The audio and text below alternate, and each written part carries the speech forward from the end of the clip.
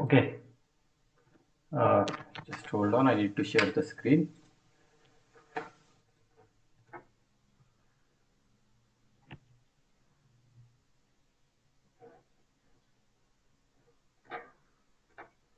Is it visible? Yes, Yes, sir.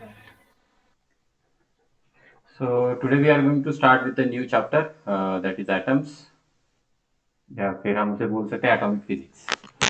तो ये almost आपने केमिस्ट्री में पढ़ा है बराबर ना? केमिस्ट्री में हुआ है structure of atom.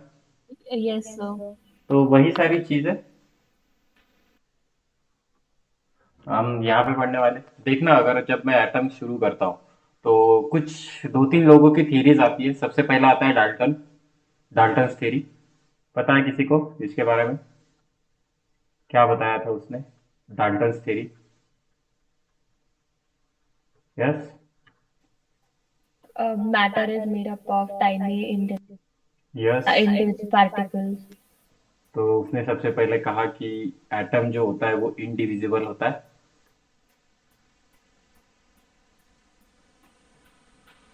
Okay.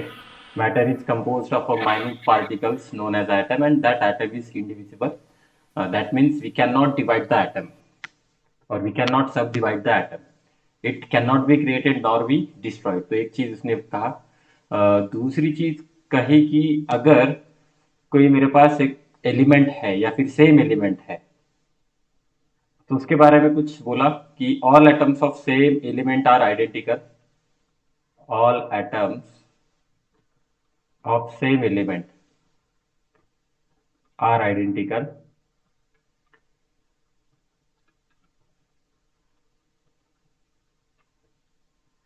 Physically as well as chemically.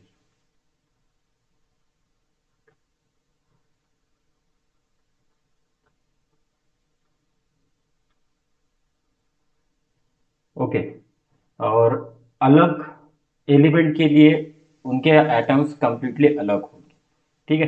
And सबसे इंपॉर्टेंट चीज उसने यहाँ पे एक बोल दी कि atom is stable and electrically neutral. The atom is stable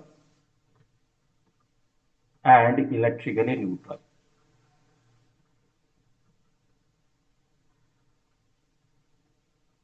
ठीक है। तो ये दो तीन हाइलाइटेड पॉइंट्स है रिगार्डिंग द डाल्टन्स थ्योरी। अगर देखा जाए तो ये इसने प्रपोज किया था around 1809।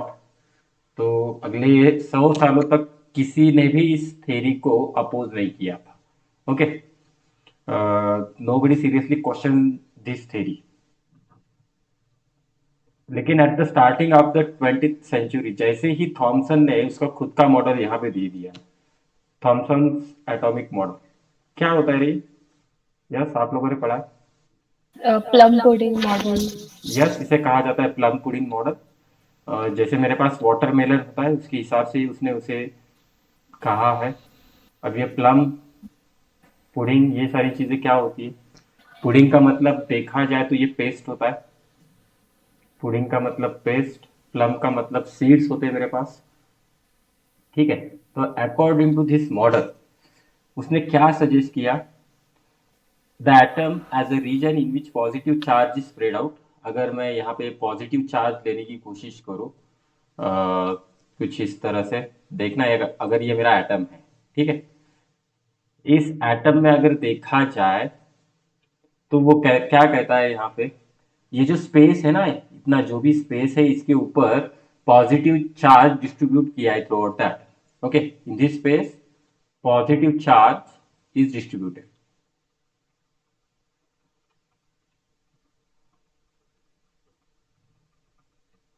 Through out. Okay.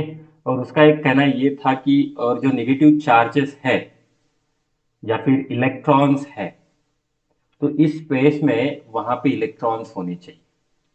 So these are going to be the electrons in this space. जहां पे ये पॉजिटिव चार्जेस है मेरे पास वो पेस्ट लाइक स्ट्रक्चर होता है, that's why it is called as a pudding. Okay. ठीक है। समझ रहे हो? नाउ अगर मैं इस एटम को कंप्लीटली देखने की कोशिश करूं तो उसने ये कहा कि this atom is electrically neutral.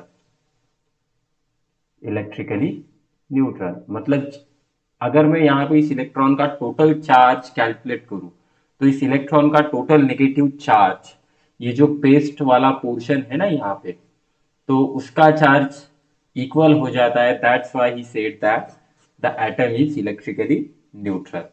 Okay, समझ रहे हो? उसने ये भी चीज बता दी कि एटम का जो रेडियस होता है, उसने रेडियस के बारे में भी बता दिया। Radius is in order of 10⁻⁻10 metre. तो इसने रेडियस के बारे में भी बता दिया। ठीक है, समझ रहे हो? तो देखना, ये जो मॉडल है, इट इज गिवन इन 1911। ठीक है। ये कब तक चला, ये ज्यादा दिन चला नहीं। ये 1911 में डिस्कार्ड कर दिया, सॉरी, इसे डिस्कार्ड कर दिया और डिसक्रेडिटेड कर दिया। तो एक 3-4 साल इसका एटम चला, क्योंकि इसके पास इसको एक्सप्लेन करने के लिए कुछ प्रैक्टिकल ऑब्जर्वेशन या फिर प्रैक्टिकल रिजल्ट्स थे नहीं। तो इसको डिस्कार्ड करने का एक रीजन भी ये है, क्योंकि आगे जाके रुदरफोर्ड ने एक एटॉमिक मॉडल बता दिया। तो Rutherford's atomic model which is in our syllabus, इसे हम डिटेल में पढ़ेंगे। Just a minute, think Manaswini. Okay, तो देखना अब रुदरफोर्ड ने क्या किया। तो यहाँ पे अगर देखा जाए तो उसने अल्फा पार्टिकल का स्कैटरिंग एक्सपेरिमेंट कर लिया। तो ये जो उसे समझ में आया, तो उसके लिए एक एक्सपेरिमेंट कर लिया उसने, that is alpha particle scattering experiment. तो इसी एक्सपेरिमेंट का यूज करके उसने मेरे एटम के मॉडल के बारे में बहुत सारी चीजें बता दी। अब फॉर दिस पर्टिकुलर एक्सपेरिमेंट उसने क्या क्या यूज किया, तो देखना, एक मेटल फॉइल यूज की जो कि बनी हुई थी गोल्ड की। For this particular experiment he utilize the metal foil. Metal foil, सर पर अल्फा पार्टिकल से क्यों यूज किया? क्योंकि अल्फा पार्टिकल अगर देखा जाए तो वो हेवी होता है। ठीक है। अब ये, अब देखना, जो दूसरी चीजें जो होती है, अगर किसी इलेक्ट्रॉन को मुझे एक्सेलरेट करना हो तो तो मुझे अलग अलग सेटअप चाहिए होगा। लेकिन मेरे पास जो रेडियो एक्टिव एलिमेंट होते हैं ना, तो हर वक्त वो डिसइंटीग्रेट होते रहते हैं, बराबर ना? जो भी unstable radio active element yes. है, तो उसी का उसने यूज किया, नेचुरल प्रोसेस ही यूज की उसने, कुछ अलग से सेटअप यूज किया ही नहीं। समझ रहे हो? अगर अभी देखा जाए तो बिग बैंग थ्योरी जो है अपनी, या फिर बिग बैंग एक्सपेरिमेंट, ठीक है, बिग बैंग थ्योरी वो क्या, ये नहीं है, कुछ तो है ना, कोई तो सीरियल है, बराबर ना? Yes sir. तो वो वाला नहीं। तो उसने जो अभी बिग बैंग थ्योरी, जहाँ पे गॉड पार्टिकल्स को ढूंढा गया था, तो उन्होंने वहां पे क्या किया, तो सिंपली दो चार्जेस को इतना एक्सेलरेट कर लिया। ठीक है, एक्सेलरेट करने में उनको बहुत दिन लगा, उस चार्जेस को एक्सेलरेट करने में, दो चार्जेस को, और उनका कोलिजन करवा दिया। Still now they are studying the result of that collision. तो सबसे पहले उनको एक चीज समझ में आएगी, there is a god particle, so the scientist are interested in the origin of the planet और द यूनिवर्स। तो उसके लिए वो एक्सपेरिमेंट किया था वहां पे। अभी देखो, अपने पास बहुत सारा सेटअप है, nowadays we can do that thing. लेकिन जब हम 19th सेंचुरी के बारे में बात करेंगे तो तब उतना कुछ सेटअप था नहीं। तो उसने डायरेक्टली क्या किया, जो भी नेचुरल रेडियो एक्टिव एलिमेंट है, तो उसी का यूज किया, जहां से अल्फा पार्टिकल्स बाहर निकलते हैं। ठीक है, समझ रहे? सर और ये मेटल फॉइल गोल्ड का कंपलसरी था या लाइक कौन से भी मेटल से एक्सपेरिमेंट कर सकते थे? हाँ, अब ये मेटल फॉइल गोल्ड का, तो इसके बारे में मुझे कुछ आइडिया है नहीं। I don't know why he utilize the gold. मैं आपको अगले लेक्चर में बता देता हूँ कि वहां पे गोल्ड फॉइल ही क्यों यूज किया गया। ठीक है, तो मुझे कुछ आइडिया नहीं है।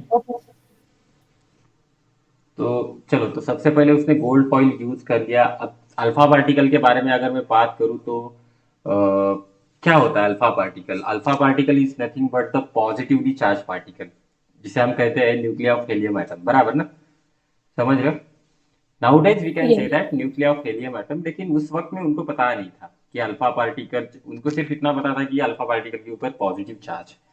तो एक चीज याद रखना, इसके ऊपर पॉजिटिव चार्ज है, जो कि हीलियम का न्यूक्लियर होता है। तो it is emitted by some sort of radioactive material. Okay, अब देखना, अगर एटम प्लम पुडिंग मॉडल का होता, या फिर ये जो मॉडल अगर करेक्ट होता, तो यहां से एक चीज उसे समझ में आती कि जो भी अल्फा पार्टिकल्स है ना, वो स्ट्रेट लाइन में ही उस फॉइल से पास हो जाते। ओके, समझ रहे हो? स्ट्रेट लाइन में ही उस फॉइल से पास हो जाते। लेकिन ऐसा हुआ नहीं, वहां पे बहुत सारे जो अल्फा पार्टिकल्स निकले थे, उसमें से कुछ पार्टिकल्स मेरे डेविएट होने लगे, कुछ पार्टिकल्स ने खुद का रास्ता बदल दिया। ओके, ठीक है। तो एक चीज यहाँ पे समझ लो कि देखना, अगर ये प्लम पुडिंग मॉडल होता मेरे पास, if I do have the plum pudding model, जो भी अल्फा पार्टिकल जाने वाले हैं ना, तो कुछ डायरेक्टली इस तरह से ही निकल जाते हैं, without any kind of deviation. लेकिन ऐसा हुआ नहीं। ठीक, तो उसे तो ये पहली चीज ये समझ में आ गई कि चलो ये तो प्लम पुडिंग मॉडल है। अब देखना, ये सीधा क्यों निकल जाता, क्योंकि इस प्लम पुडिंग मॉडल में इस रेस को अपोज करने के लिए कुछ है ही नहीं। ओके, क्योंकि अगर देखा जाए तो अल्फा पार्टिकल का मास देखा जाए, रिलेटिव मास देखा जाए कंपेयर टू द इलेक्ट्रॉन, तो बहुत ज्यादा है। ओके, ठीक है। Relative mass of the alpha particle is greater than the mass of electron, relatively बहुत ज्यादा है। मतलब ये हेवी बन रहा है alpha particle compare to the electron. अगर ये इतना हेवी पार्टिकल जा रहा है तो वो विदाउट डेविएशन जाना चाहिए, लेकिन एक्चुअल में देखा जाए तो, प्रैक्टिकली देखा जाए तो ये सारी चीजें वहां पे हुई ही नहीं है। समझ लो, ठीक है। तो सबसे पहले तो उसे एक चीज समझ में आई कि ये तो प्लम पुडिंग पुडिंग मॉडल हो ही नहीं सकता, क्योंकि यहाँ पे ये अनडेविएटेड अल्फा पार्टिकल्स जाने चाहिए। दूसरी चीज, इस एक्सपेरिमेंट में उसने क्या यूज किया, तो जिंक सल्फाइड की स्क्रीन यूज की। जिंक सल्फाइड, ठीक है। ये पहला ये समझ लो कि उसने क्या क्या यूज किया। जिंक सल्फाइड की स्क्रीन, क्योंकि जैसे ही फॉइल से अल्फा पार्टिकल आगे जाके उस स्क्रीन के ऊपर टकराएगा ना, तो वो स्क्रीन मेरी फ्लैश होती थी। तो उनको वो समझ में आता था कि हाँ चलो, कि अभी अल्फा पार्टिकल आ गया है। जैसे ही फ्लैश होता था तो उनको समझ में आता था कि वो पार्टिकल बाहर निकल रहा है। समझ में आ रहा है? ये चीज समझ में आ रही। तो इस अल्फा पार्टिकल स्कैटरिंग एक्सपेरिमेंट में हमें क्या क्या चाहिए, तो एक radio unstable radio active element, और वहां पे अगर देखा जाए तो उन्होंने पोलोनियम यूज किया था। जो भी एक्सपेरिमेंट में यूज किया गया था ना, वो सारी चीजें बता रहा हूँ। ये पोलोनियम मटेरियल उन्होंने यूज किया था। ओके, तो हम थोड़ा सा सेटअप के बारे में देखते हैं कि एक्सपेरिमेंटल सेटअप क्या क्या है। कौन, अभी हमने तो देख लिया कि क्या क्या यूज करने वाले। तो just will go through this experimental setup, ठीक है, या फिर एक्सपेरिमेंटल अरेंजमेंट। अब देखना यहाँ पे क्या किया गया है। जो भी रेडियो एक्टिव सोर्स है ना, उसे उन्होंने एक बॉक्स में रख दिया, ठीक है, लीड बॉक्स में। तो अब ये समझ लेना कि रेडियो एक्टिव सोर्स कहाँ पे रखा उन्होंने। Radio active source is kept in lead box. मतलब अगर देखा जाए तो लीड बॉक्स क्या करता है, why we are utilizing the lead box here, मतलब जो भी रेडिएशन होने वाला है ना, तो वो उस बॉक्स के बाहर जाएंगे नहीं, उसको भेद के बाहर जा नहीं सकते, इसलिए उन्होंने लीड बॉक्स यूज कर लिया सबसे पहले। ठीक है, उस लीड बॉक्स को उन्होंने एक होल कर दिया, आगे जाके उन्होंने एक होल कर दिया, मतलब उसी होल से मेरे अल्फा पार्टिकल स्ट्रेट लाइन में आगे जा सकते। समझ रहे हो?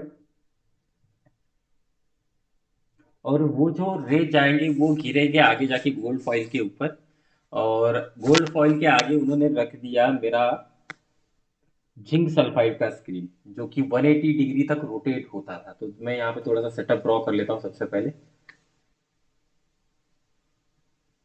तो कुछ इस तरह से रहेगा, देखना। I will draw the opening here. तो ये ओपनिंग है, सपोज करना।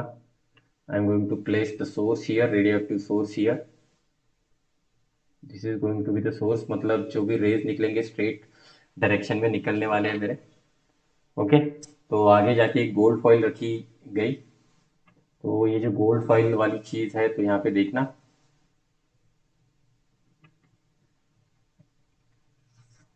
ये मैं टॉप व्यू ड्रॉ कर रहा हूँ इसका। I am drawing the top view.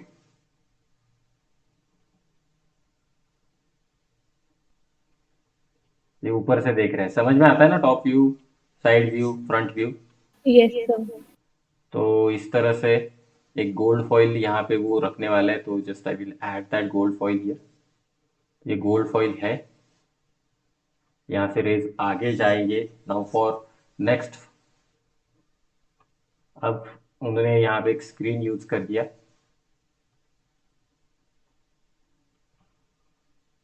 तो मैं बड़ा निकाल लेता हूँ इसे, just I will move this.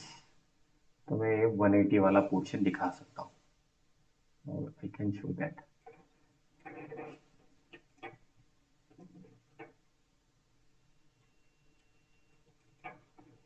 तो ये पूरा तो होगा नहीं, जस्ट ए मिनट।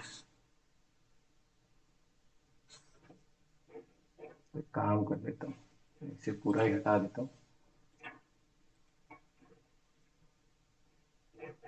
एक मिनट, सेटअप निकालना जरूरी है।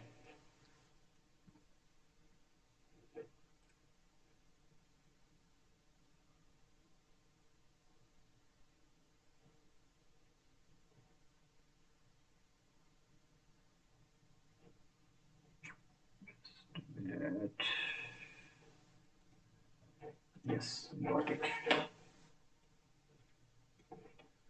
So we can draw this now.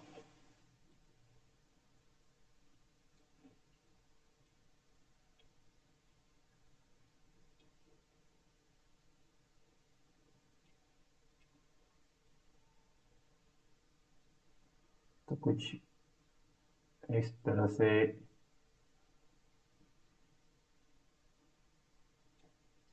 Screen रहेगा।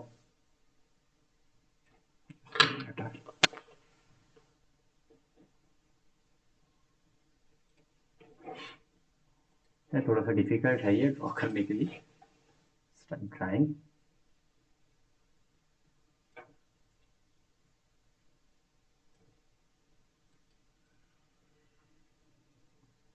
यहाँ से इसे ड्रॉ कर लेते हैं।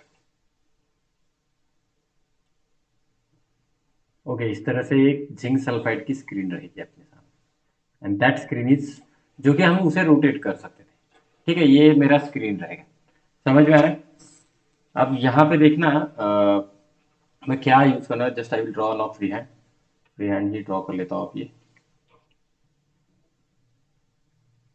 कुछ इस तरह से उन्होंने स्क्रीन को यहाँ पे रख दिया, इस सर्कुलर सेक्शन में। This particular screen is moving one, तो थोड़ा सा मूविंग होता है। ये अपने एनसीईआरटी में ये वाला डायग्राम दिया है, फ्रंट व्यू से भी दिया है और टॉप व्यू से भी दिया है, समझ में आ रहा है। ओके, तो this is going to be the gold foil. आप लोगों को अगर इसके ऊपर क्वेश्चन पूछा जाता है, तो just you need to draw this diagram. Okay, now the alpha particles, the beam of alpha particle मेरे कुछ इस डायरेक्शन से निकलेगी।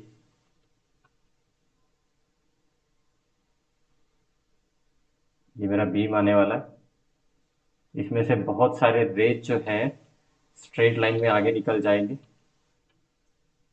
Just I will draw this.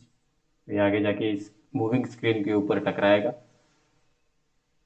ठीक है, उसमें से कुछ रेज जो है मेरे डेविएट होने वाले।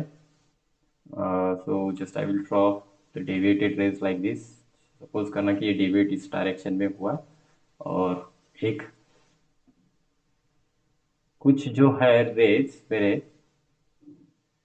बहुत ज्यादा एंगल बना के रिफ्लेक्ट हो रहे हैं। ठीक है, समझ में आ रहा है setup.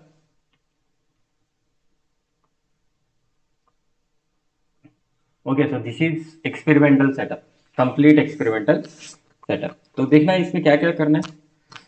Again, the alpha particles are emitted by using the polonium, which is kept inside a thin lead box, and we are going to provide the opening for this lead box, from which fine beam of alpha particle passes through that hole.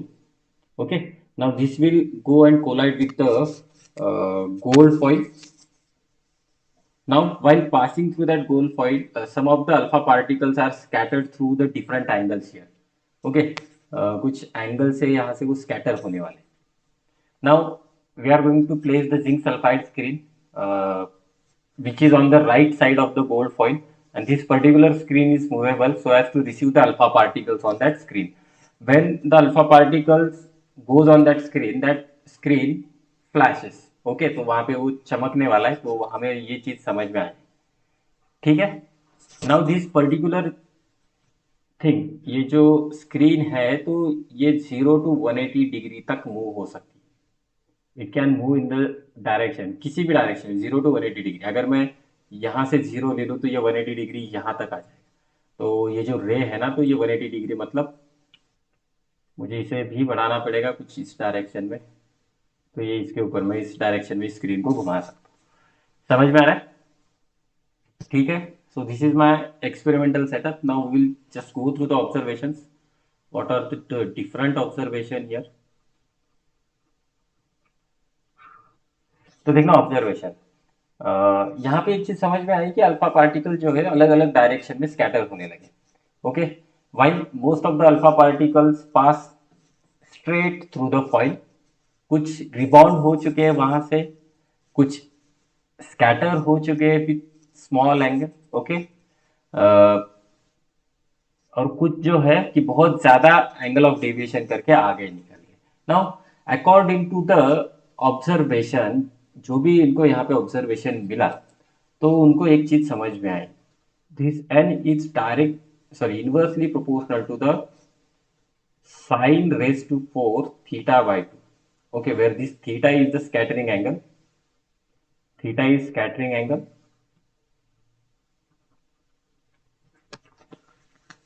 ठीक, and N is nothing but the number of alpha particle per unit area. n is nothing but the number of alpha particles per unit area। Okay, तो ये this particular formula is called as a Rutherford scattering formula. ठीक है, ये जो formula होता है मेरा scattering formula, अब देखना ये फॉर्मूला ऑब्जर्वेशन से निकाला गया है। ठीक है, तो इसका कोई डेरिवेशन हमें है नहीं, just we need to remember this particular part. Okay, उसको ये ऑब्जर्वेशन मिला, then he try to obtain the graph between this n and theta, that is scattering angle and number of alpha particles which are scattered per unit area। तो वो graph देखना किस तरह से Excuse me, sir. हाँ बोलो।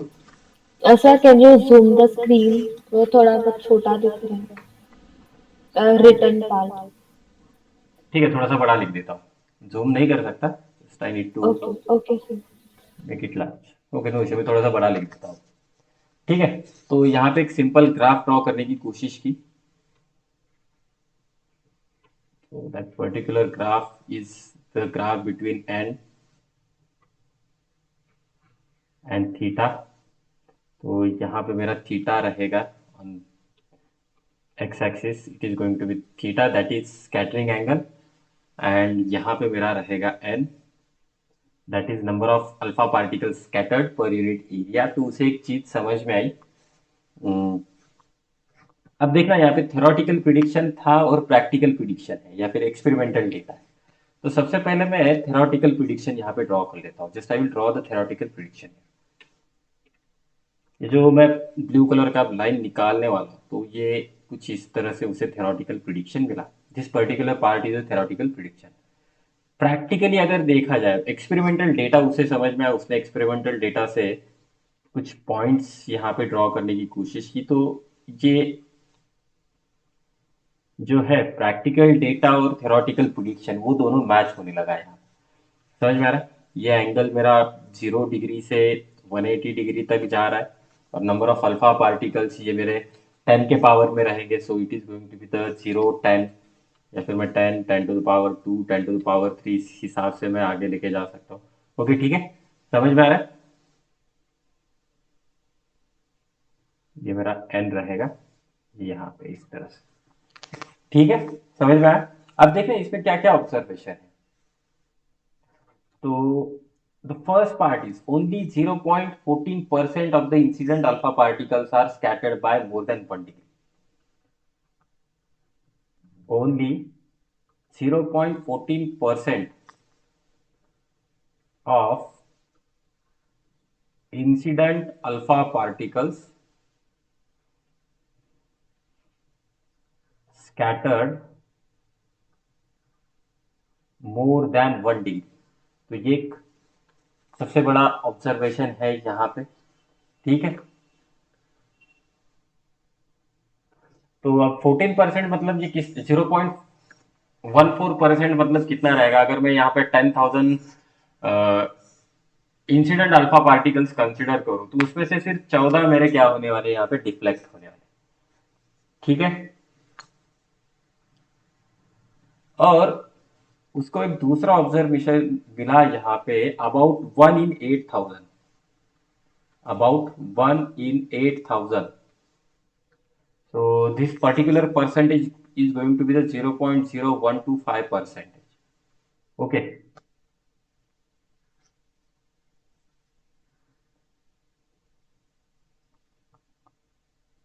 is repelled back. Is repelled back मतलब इनका एंगल जो है तो ये 90 डिग्री का एंगल रहेगा। यहाँ पे रिपेल बैक हो रहा है मतलब यहाँ पे इनका एंगल कितना होने वाला है, तो 90 डिग्री का होने वाला है। और उसका यहाँ पे एक तीसरा ऑब्जर्वेशन ये है, ओकेजनली, ठीक है। तो ये तीसरा ऑब्जर्वेशन रहेगा, occasionally an alpha particle gets rebounded from the gold foil, okay। Alpha particle gets rebounded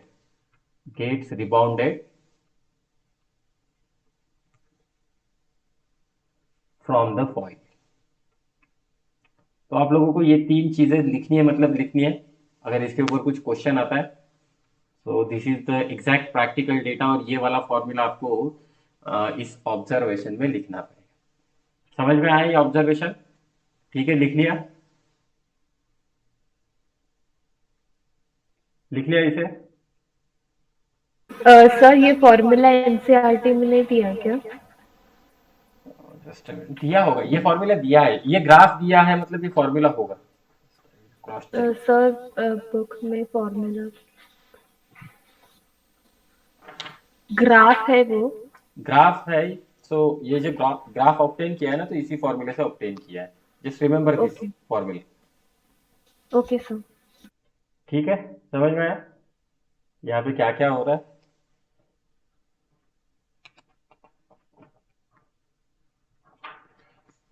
लिख लो इसे, खत्म होने के बाद बताना। So we will go towards the conclusion. Once the observations are done, then we will go towards the conclusion. Yes sir done. ठीक है। तो अब देखना, हम यहाँ पे कुछ चीजें कंक्लूड करने वाले। कंक्लूजन, कंक्लूजन्स क्या क्या है यहाँ पे। तो कंक्लूजन में देखना, तो एक चीज हमेशा याद रखना, alpha particles are heavy, relatively heavy than electron, बराबर ना। मैं यहाँ पे बोल सकता हूँ इलेक्ट्रॉन से वो बहुत ज्यादा हेवी है रिलेटिव, ठीक है। और उसके पास इनिशियल स्पीड जो है बहुत ज्यादा है, have very high initial speed,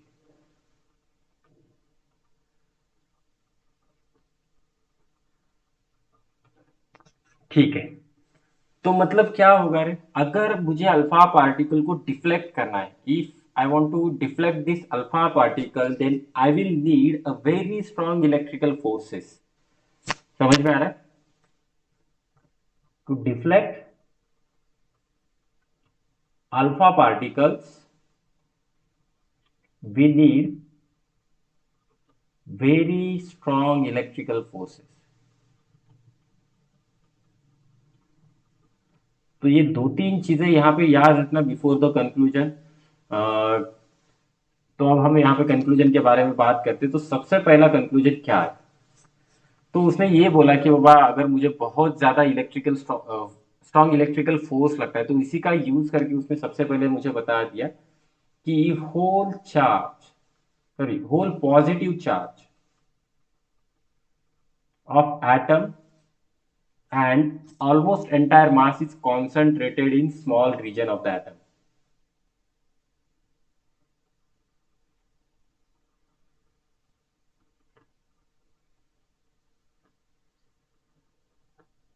ठीक है, whole positive charge and almost entire mass is concentrated in a small region, और उस रीजन को क्या बोलते हैं हम?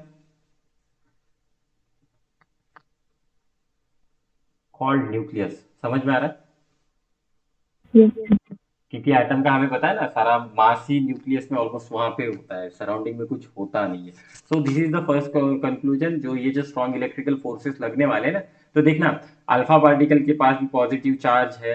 ये जो मेरा न्यूक्लियस है, just I am considering this nucleus, इसके पास भी पॉजिटिव चार्ज है। अगर ये अल्फा पार्टिकल इस डायरेक्शन में जाने वाला है ना, तो ये क्या करेगा, रिपेल करेगा ना इसे। समझ रहे हो क्या? It will repel in this direction, it will repel in this direction. तो ये जो डिफ्लेक्शन हो रहा है ना, इस डिफ्लेक्शन का यूज करके उसने हमें बता दिया कि जो भी पॉजिटिव चार्ज है ना, वो सेंटर पे रहेगा, and that centre is called as a nucleus. This is the first conclusion. Second conclusion, nucleus is surrounded bye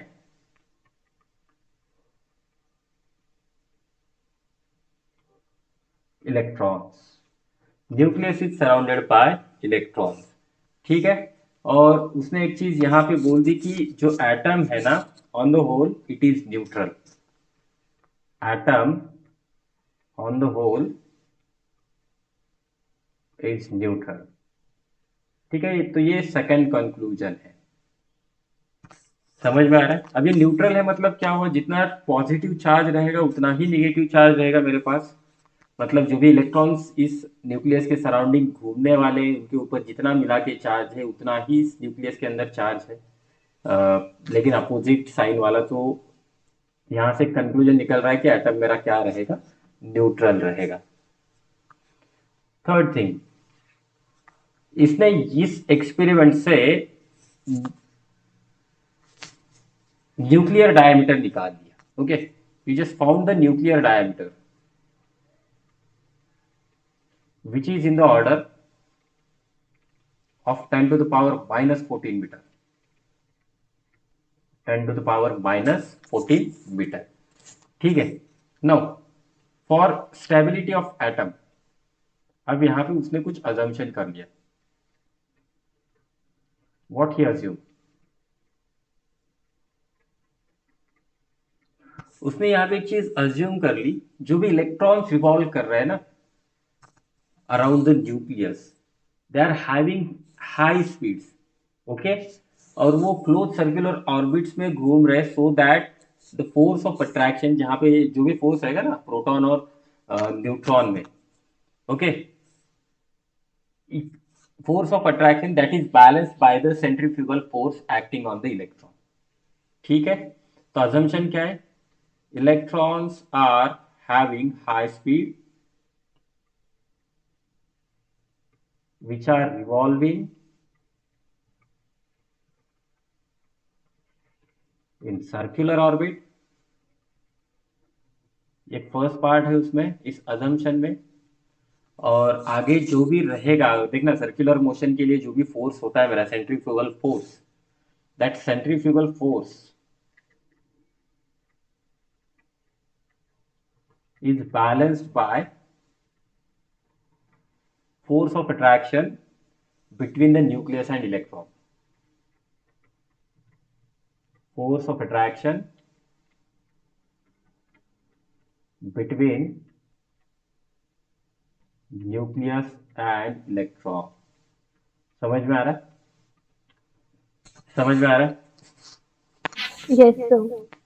no, there is one more thing. अभी देखना, बहुत सारे मेरे अल्फा पार्टिकल जो है, बहुत सारे, ऑलमोस्ट 95 96% हम यहाँ पे ले सकते हैं, या फिर 99% भी हम ले सकते हैं। सारे अनडिवेटेड या फिर अनडिफ्लेक्टेड चले गए। Okay, most of alpha particles went undeviated, undeflected. ये क्या सजेस्ट कर रहा है? What it suggesting? So there is existence of sufficient empty space within the atom. Okay, it is explaining the existence of empty space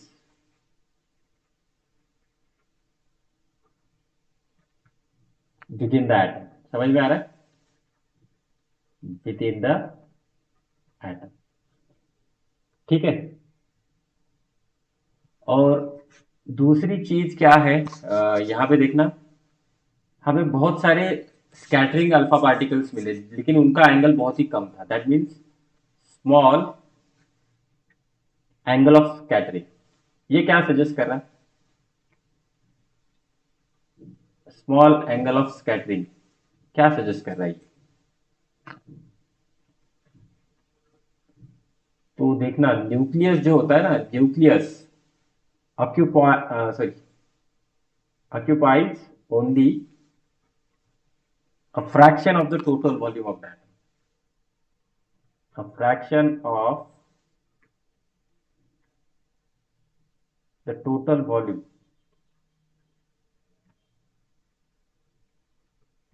of an atom. समझ में आ रही है ये चीज? मतलब हमने जो पहले चार पांच पॉइंट देखे, चार पॉइंट देखे थे, इसी को थोड़ा सा समराइज यहाँ पे हम करने की कोशिश कर रहे हैं, ठीक है? ओके, लिख लिया है प्रीवियस वाला?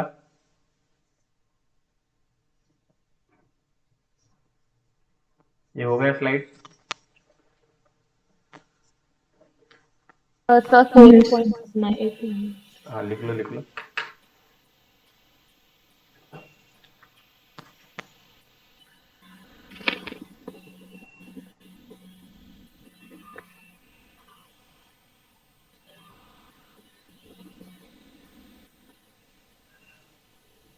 Yes sir, done.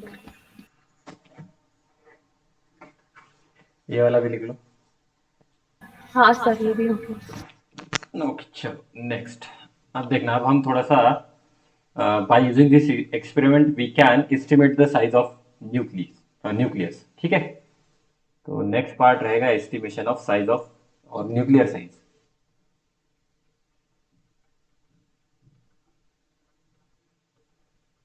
Estimation of nuclear size.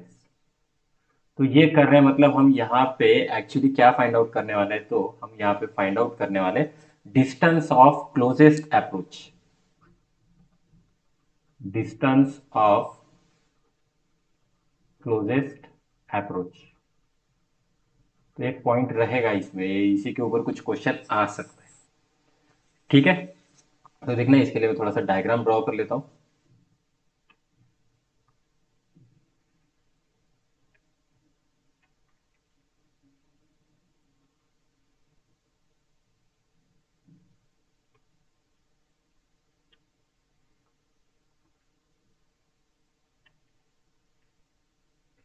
तो ये यहाँ पे मेरा कुछ न्यूक्लियस होने वाला है,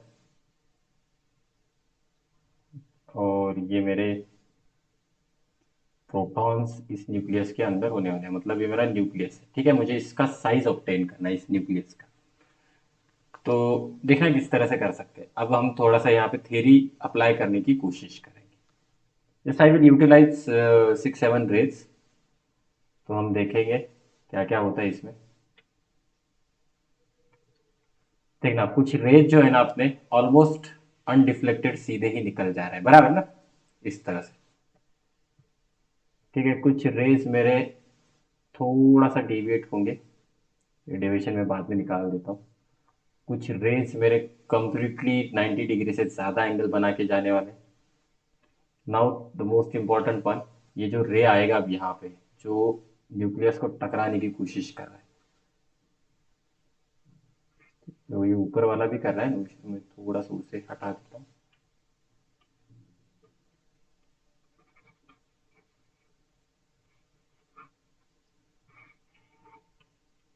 ठीक है? थोड़ा सा ऊपर वाले साइड में इसे ड्रॉ कर देता हूँ, सो यहाँ से हमें दिखेगा कि न्यूक्लियस को टकराएगा, ठीक है? ये जो रे है ना, देखना ये सीधा टकराएगा और वापस आने वाला है बाद में। बाकी भी रे, आई will draw that, same he pattern रखने की कोशिश करेंगे आप, कुछ इस तरह से। अब देखना, ये जो ऊपर वाले रेज है मेरे कंप्लीटली अनडेविएटेड निकल जाएंगे, नो इशू।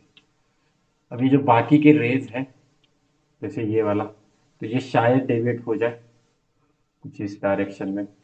ये तो पूरा 90 से ज़्यादा एंगल बना के डेविएट होने वाला है। सिमिलरली ये यहाँ पे भी कुछ डेविएट होके चला जाएगा। ओके, समझ में आ रहा है ये? अब ये जो रे है यहाँ पे जो येलो कलर से मैंने ड्रॉ किया है, तो मुझे एक चीज समझ में आ रही है, ये टकराएगा और वापस इस डायरेक्शन में निकल जाएगा। अब देखना ये जो रे है इस न्यूक्लियस के कितने करीब जा सकता है। तो हमने यहाँ पे अज्यूम कर लिया कि up to this portion this ray can go. Okay, तो हमने यहाँ पे अज्यूम कर लिया कि ये इस पोर्शन तक जा रहा है और इस न्यूक्लियस के सेंटर से मैं और एक लाइन यहाँ पे खींच रहा हूँ, मुझे यहाँ से एक डिस्टेंस मिलेगा। And this particular distance is called as a distance of closest approach. समझ में आ रहा है? ये जो डिस्टेंस है ना, this particular distance is called as a distance of closest approach. ठीक है, समझ में आ रहा है?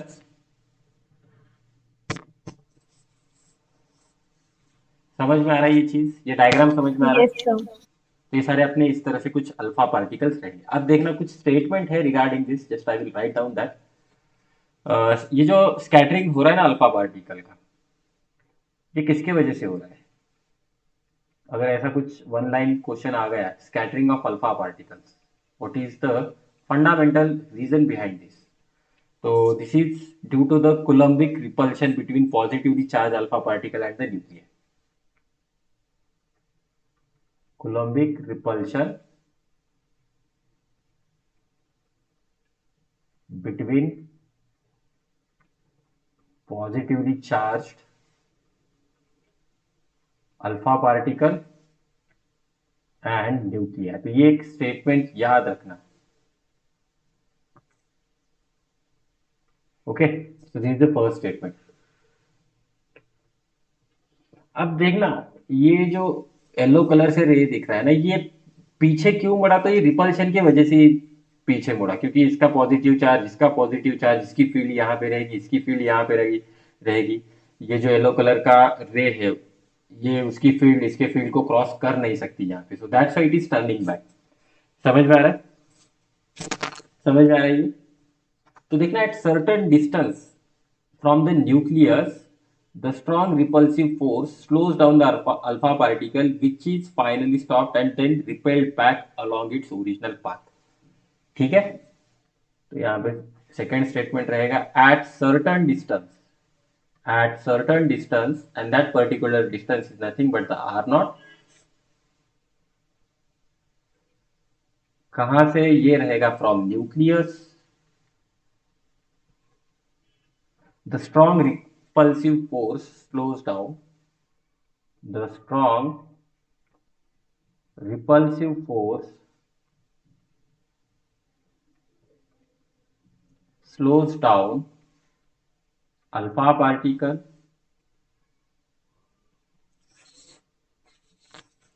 which is finally stopped। एक जगह पे आके वो रुकेगा completely,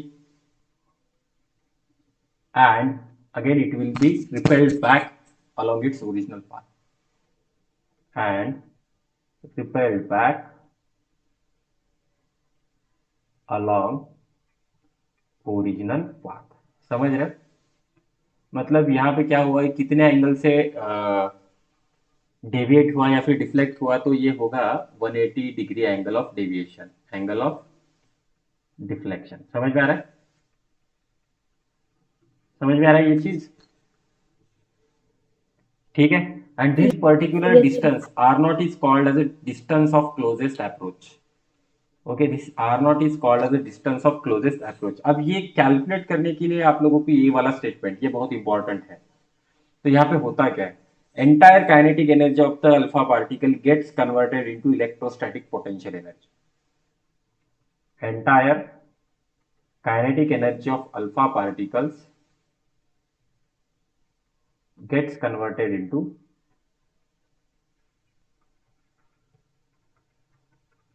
electrostatic potential energy।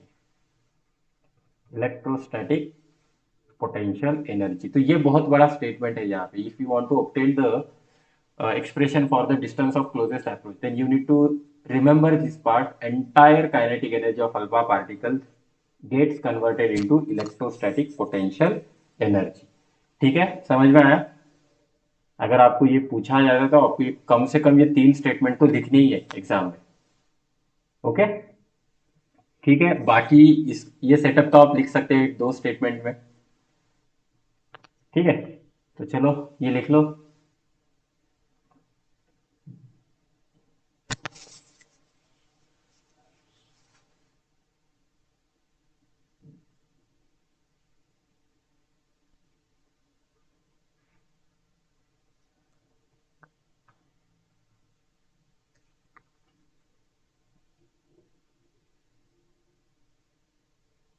अभी आगे वाला बहुत इजी है, just you need to remember the formula for the electrostatic potential energy.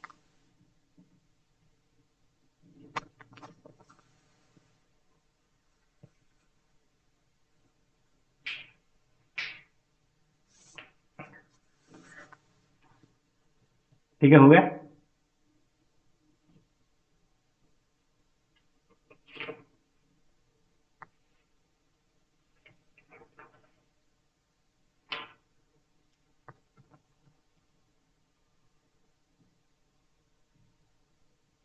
Tell me. ठीक है, चलो अब हम थोड़ा सा इक्वेशंस लिखने की कोशिश करते हैं। Just tell me the charge of the alpha particle. Alpha particle के ऊपर कितना चार्ज होता है?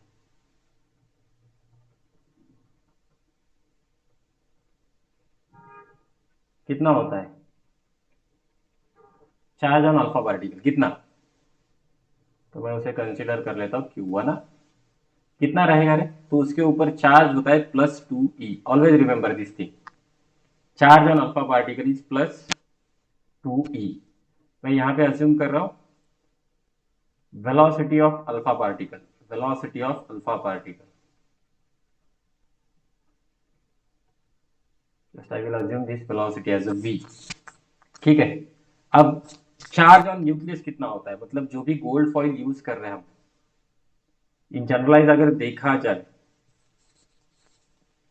तो उसके ऊपर चार्ज कितना रहेगा? चार्ज ऑन फॉइल आइटम्स कितना रहेगा? देखना, प्रोटॉन होते हैं ना रे, किसी भी न्यूक्लियस में देखा जाए तो प्रोटॉन होते हैं। अगर आपको वो चीज पता है, एटॉमिक नंबर पता है? Yes, do you know about the atomic number?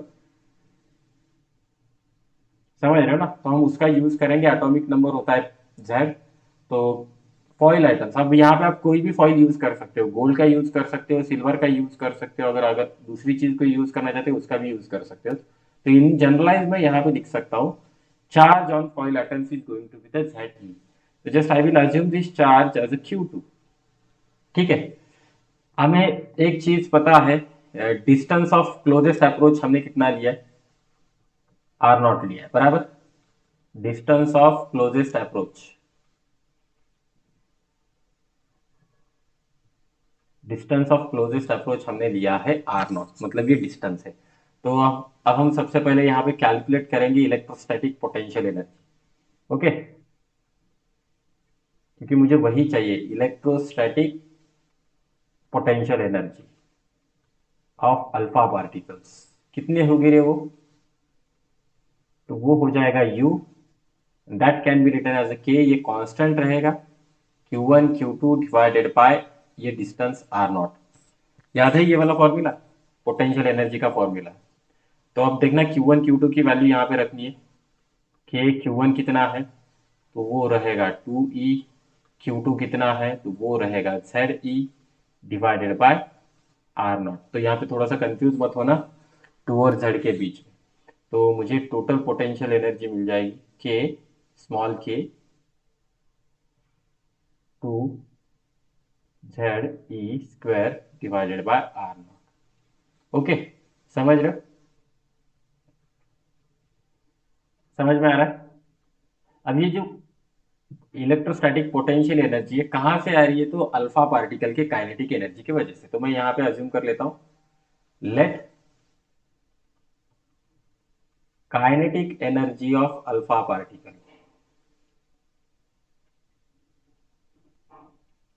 Is equal to K dot E. अब मैं इस तरह से क्यों यूज कर रहा हूँ, क्योंकि ऑलरेडी मेरे पास एक के है, समझ रहे हो ना। तो मैं यहाँ पे आप लिख देता हूँ kinetic energy of the alpha particle. तो बाय कंजर्वेशन ऑफ एनर्जी, मतलब मेरी काइनेटिक एनर्जी कंप्लीटली कन्वर्ट हो रही electrostatic potential energy. I can write down kinetic energy of alpha particles is equal to the potential energy. तो यहां से मैं एक चीज लिख सकता हूँ, K two Z E square divided by R naught. अगर मैं यहां से लिख सकता हूँ तो अब देखना, यहां से मैं आर नॉट की वैल्यू निकाल सकता हूँ। समझ में आ रहा है? I can obtain the value of R naught, which is equal to K 2 Z E square divided by kinetic energy of alpha particle. समझ में आई ये चीज? सिंपल है, सिंपल है ये चीज। ये आ सकता है 3 मार्क के लिए। They can ask you about the to derive the expression for this particular R naught. ठीक है, समझ में आया? अरे बोलो कुछ। Yes sir. Okay, yes yes sir. Sir. लिख लिया इसे? यस सर। Sir 1 minute. हाँ लिख लो, लिख लो।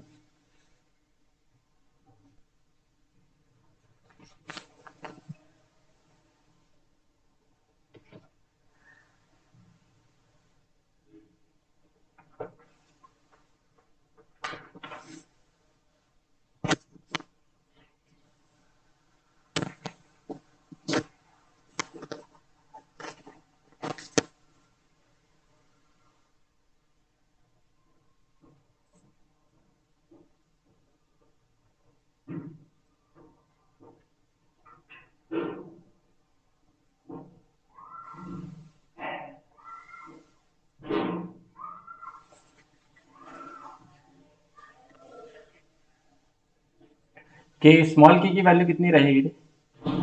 The value of K is equal to 1/4 pi epsilon naught, बराबर ना?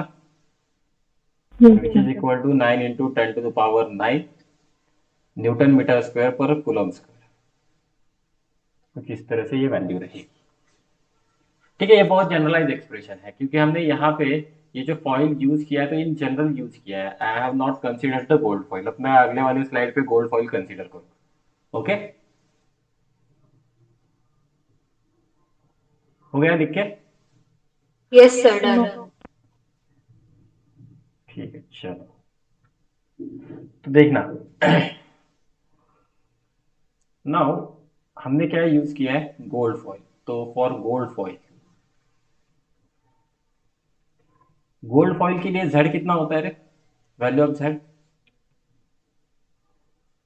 कितना होता है? जेड का वैल्यू 79। 79। यस 79, जेड का वैल्यू होता है 79। अब ये प्रैक्टिकल ऑब्जर्वेशन क्या उनको मिला? हेड ऑन कोलिजन के लिए, हेड ऑन कोलिजन के लिए, ठीक है, for the head on collision practically उनको एक चीज समझ में आई, kinetic energy of alpha particle is equal to 5.5 billion electron volt. ठीक है, kinetic energy of alpha particle we have observed that has to be the value of 5.5 million electron volt, ये practical value. ठीक है, अगर मैं इसे joules में convert कर दूं तो इसे 1.6 इंटू 10⁻⁻13 से मल्टीप्लाई करना पड़ेगा। ओके, और -16, सॉरी -19, तो ये आ जाएगा 5.5 इंटू 10⁻6, ये मिलियन के लिए। ये रहेगा 1.6 इंटू 10⁻−19। अगर मैं इसे सॉल्व करूं तो मुझे यहाँ पे एक वैल्यू मिल जाएगी जूल्स में, which is equal to 8.8 into 10⁻−13 joules. ठीक है, तो ये काइनेटिक एनर्जी अल्फा पार्टिकल्स की जो कि कैलकुलेट कर ली गई। Now by utilizing this value of kinetic energy, I can obtain the value of R naught, which is equal to K 2 Z E square kinetic energy of alpha particle. तो के की value है अपने पास 9 into 10⁻9, 2 ये रहेगा 79, ई का मतलब 1.6 into 10⁻−19, ये उसका square, divided by kinetic energy of alpha particle. ठीक है, तो कुछ इस तरह से ये हो जाएगा पूरा अपना इक्वेशन। अगर मैं इसे सॉल्व करूँ तो मुझे यहाँ पे एक वैल्यू मिलती है which is equal to 4.13 into 10⁻⁻13 metre, अगर मैं इसे सॉल्व करूँ। या फिर मैं इसे फर्मी लेवल में भी लेके जा सकता हूँ। सॉरी 14 ना, और 13 14। अगर मैं इसे फर्मी लेवल में कन्वर्ट कर लूँ तो मुझे यहाँ पे मिल जाएगा 4.1 into 10⁻⁻15 metre which is fermi level या फिर फेम्टोमीटर। ठीक है, तो देखना ये जो डिस्टेंस मिला ना, this distance is very large than sum of the radius of gold nucleus and the alpha particles. मतलब अगर मैं अल्फा पार्टिकल के न्यूक्लियस की रेडियस ऐड कर दूं गोल्ड एटम के न्यूक्लियस के साथ, तो इससे ये बहुत ज्यादा रेडियस है। तो यहां से एक चीज समझ में आती है कि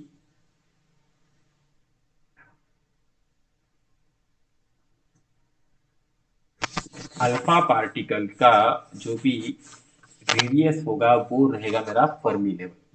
समझ में आया? तो size of the nucleus of any particle या फिर atom that is going to be femtometre और फर्मी लेवल। समझ में आ रहा है? ठीक है, तो जस्ट राइट इट डाउन। अब देखना ये जो एक्सप्रेशन है यहाँ पे,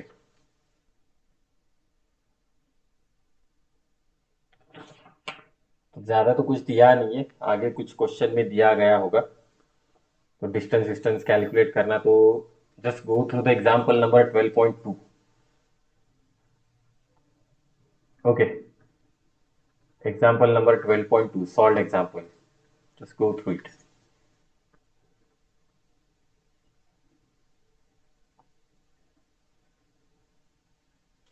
सर वो 10⁻⁻14 ही है ना?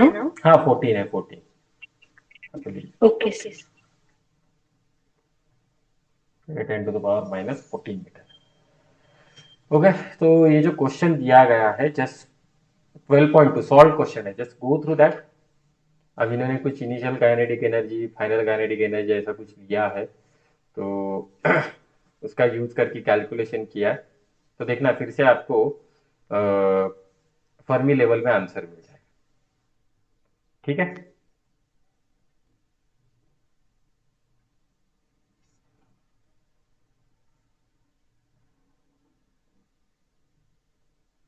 तो कुछ कंक्लूजन भी है। ये जो एग्जांपल मैं बता रहा हूँ ना आप लोगों को, वहां पे कुछ कंक्लूजन दिया गया है, उस कंक्लूजन के लिए मैं एग्जांपल वो बता रहा हूँ।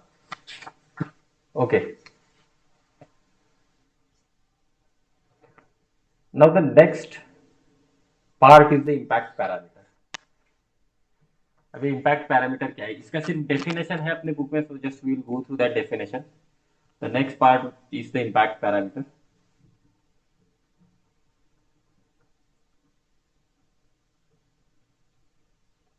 If you want, just I will give you the formula for this. Impact parameter क्या है? The perpendicular distance of a velocity vector.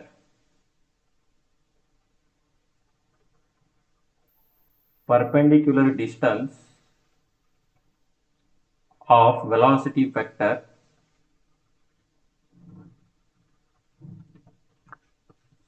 of alpha particle from the center,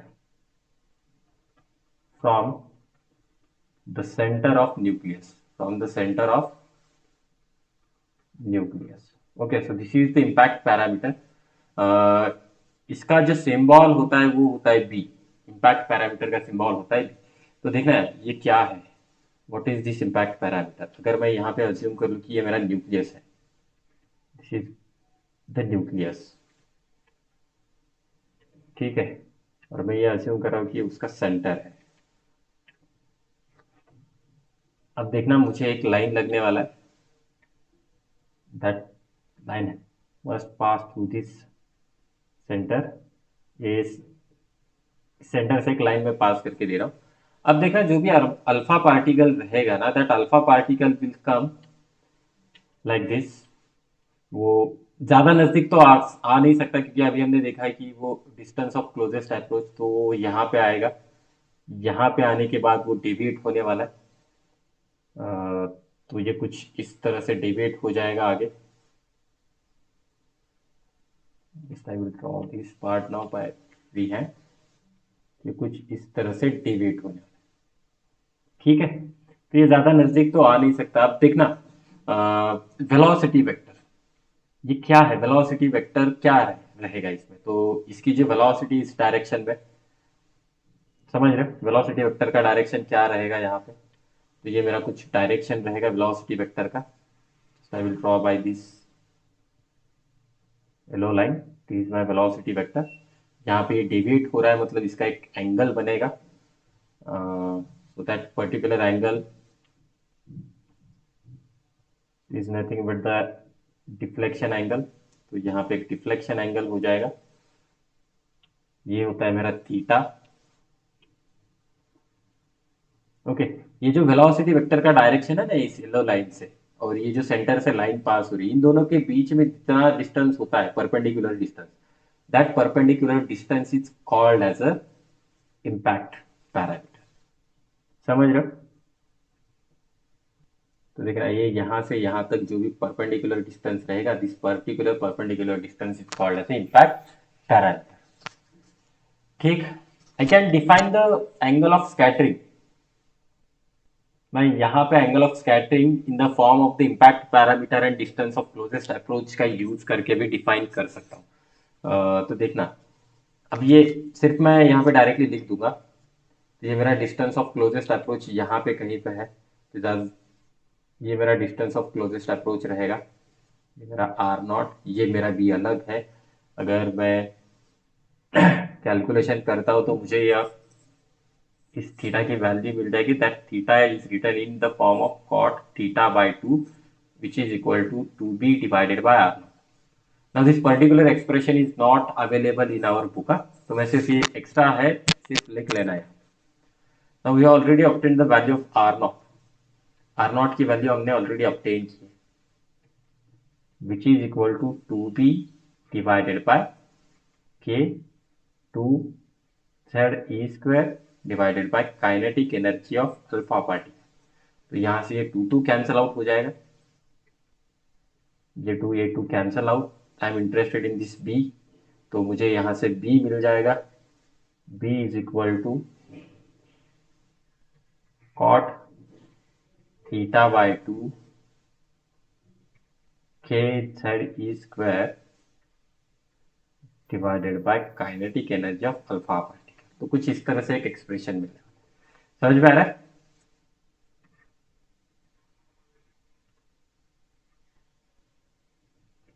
समझ में आ रहा है ये चीज।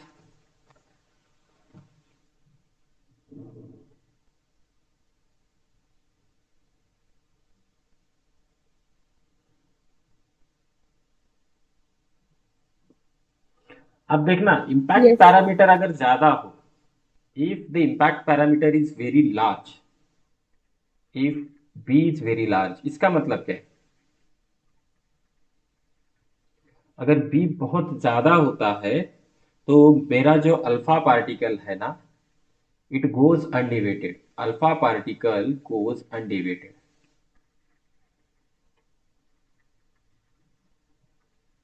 ये अनडिवेटेड जा रहा है, मतलब थीटा की वैल्यू मेरे नियरली 0 डिग्री हो जाए। ठीक है, अगर alpha particle sorry impact parameter minimum है, इफ बी इज मिनिमम, अब इसका मतलब क्या है, तो अल्फा पार्टिकल क्या हो जाएगा, alpha particle will rebound, alpha particle will rebound. समझ में आ रहा है। तो थीटा की वैल्यू मेरी nearly equal to pi radian हो जाएगी, या फिर theta is equal to 180 degree. Okay, ठीक है।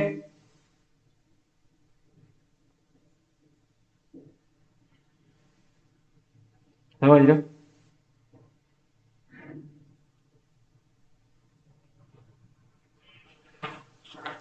समझ में आया। Yes, sir. Yes, sir. देख लो इसे, चलो जल्दी जल्दी। कुछ है नहीं इस चैप्टर में, पूरा थ्योरेटिकल है। मैं इसके ज्यादा न्यूमेरिकल भी लूंगा नहीं, क्योंकि कैलकुलेशन देखो, अभी हमने एक कैलकुलेशन किया था कितना बड़ा था, बराबर ना। और इसके एक्सरसाइज में भी कुछ ज्यादा है नहीं।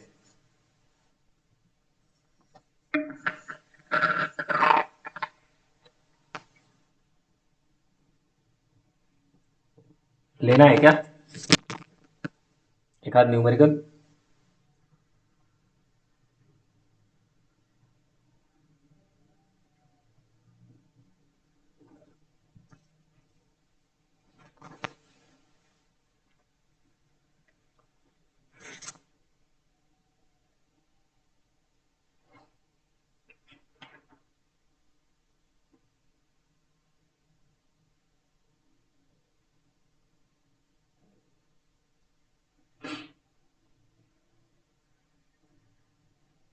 एक न्यूमेरिकल लिख लेता हूँ, just a minute. I will add that numerical.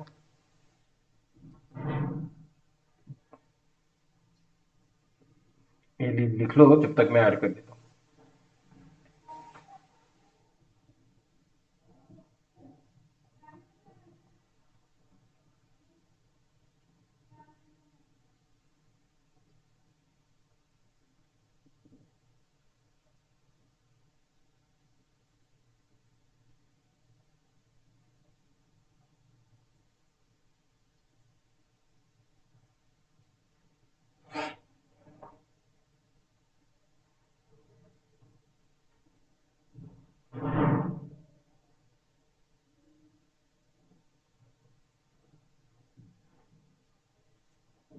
Just a minute.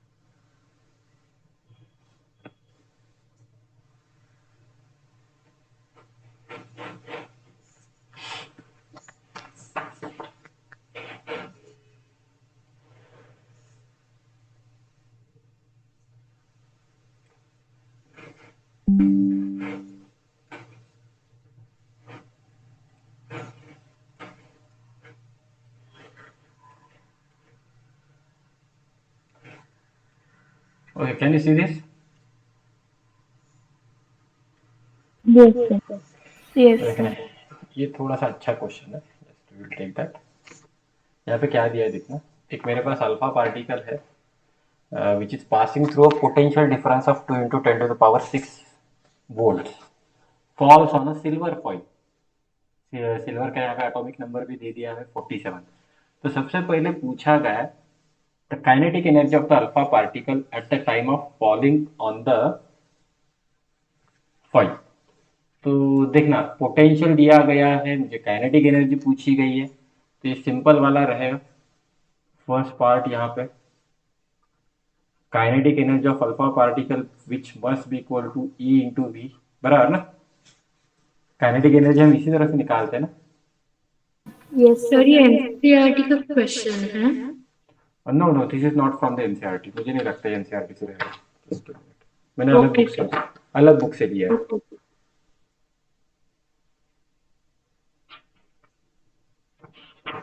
नहीं, एनसीईआरटी से नहीं है, अलग बुक से। तो चार्ज कितना होता है अल्फा पार्टिकल के ऊपर, तो 2e चार्ज होता है, बराबर ना। देखना, इसे और जनरलाइज कर सकते हैं हम।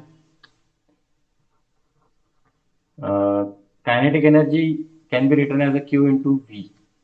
तो चार्ज ऑन अल्फा पार्टिकल कितना होता है 2e, और पोटेंशियल रहेगा v। पोटेंशियल की वैल्यू दी गई है हमें, कितनी है वैल्यू अपने पास, दैट इज 2 into 10⁻6। तो यहाँ पे मुझे मिल जाएगा 6.4 into 10⁻−13 जूल। ठीक है ना। Yes, sir. नेक्स्ट, नेक्स्ट क्या पूछा गया है, the kinetic energy of the alpha particle at a distance of 5 into 10⁻⁻14 metre from the nucleus. तो ये किस तरह से निकालोगे? This is nothing but the distance of closest approach, ये उसका फॉर्मूला हमें यहाँ पे लगाना है फॉर द सेकेंड पार्ट।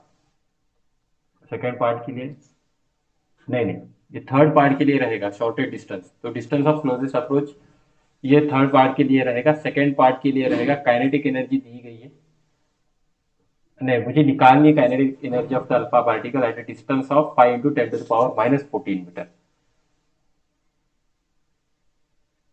तो यहाँ पे आप लोगों को पोटेंशियल एनर्जी निकालनी पड़ेगी। ठीक है, you need to find out the potential energy. क्योंकि क्या होता है जब मैं डिस्टेंस ऑफ क्लोजेस्ट अप्रोच लेता हूँ, ये मेरा न्यूक्लियस है, this is particular R0। R0 पे मुझे कुछ पूछा नहीं है, ये अल्फा पार्टिकल इस डायरेक्शन से आ रहा है, मुझे ये वाला डिस्टेंस दिया गया है, और यहाँ पे मुझे काइनेटिक एनर्जी पूछी गई, और ये जो डिस्टेंस है ना, this particular distance is 10⁻⁻14 metre. तो इस डिस्टेंस पे मुझे इसकी काइनेटिक एनर्जी पूछी गई है, तो मुझे सबसे पहले यहाँ पे पोटेंशियल एनर्जी निकालनी पड़ेगी। इलेक्ट्रोस्टैटिक पोटेंशियल से मैं पोटेंशियल एनर्जी निकाल सकता हूँ। क्या रहेगा पोटेंशियल एनर्जी? दैट इज के Q1 Q2 डिवाइडेड बाय ये जो डिस्टेंस दिया गया है d, at this particular distance मुझे पोटेंशियल एनर्जी निकालनी है। तो Q1 कितना रहेगा? वो रहेगा Z इंटू ई। दूसरा कितना रहेगा? वो रहेगा 2e, क्योंकि हमने वो फॉइल का लिया है यहाँ पे, और एक अल्फा पार्टिकल का, और ये डिस्टेंस t। तो k की वैल्यू है 9 इंटू 10⁻9, z की वैल्यू है 47, ये हो जाएगा 1.6 इंटू 10⁻⁻19 इसका स्क्वायर इंटू 2। और ये जो डिस्टेंस दिया गया है, ये डिस्टेंस कितना है? 5 इंटू 10⁻⁻14 मीटर। ठीक है, ये मेरा डिस्टेंस है। अभी मुझे इसे सॉल्व करना पड़ेगा।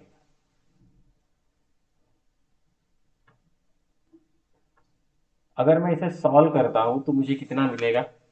आई will write down the answer. देखना इसमें कैलकुलेशन बहुत बड़े है, so I am not going to waste the time here, ये बाद में आप लोग कर लेना। तो ये आंसर मुझे मिल जाएगा 4.3 इंटू 10⁻⁻13 जूल। ठीक है, तो इतनी उसकी पोटेंशियल एनर्जी है, और इतनी ही पोटेंशियल एनर्जी मेरी कन्वर्ट हो जाएगी काइनेटिक एनर्जी में। ओके, समझ रहे हो? इतनी ही एनर्जी जो है मेरी कन्वर्ट होने वाली है काइनेटिक एनर्जी में। लेकिन मेरे पास टोटल काइनेटिक एनर्जी है, टोटल काइनेटिक एनर्जी कितनी है?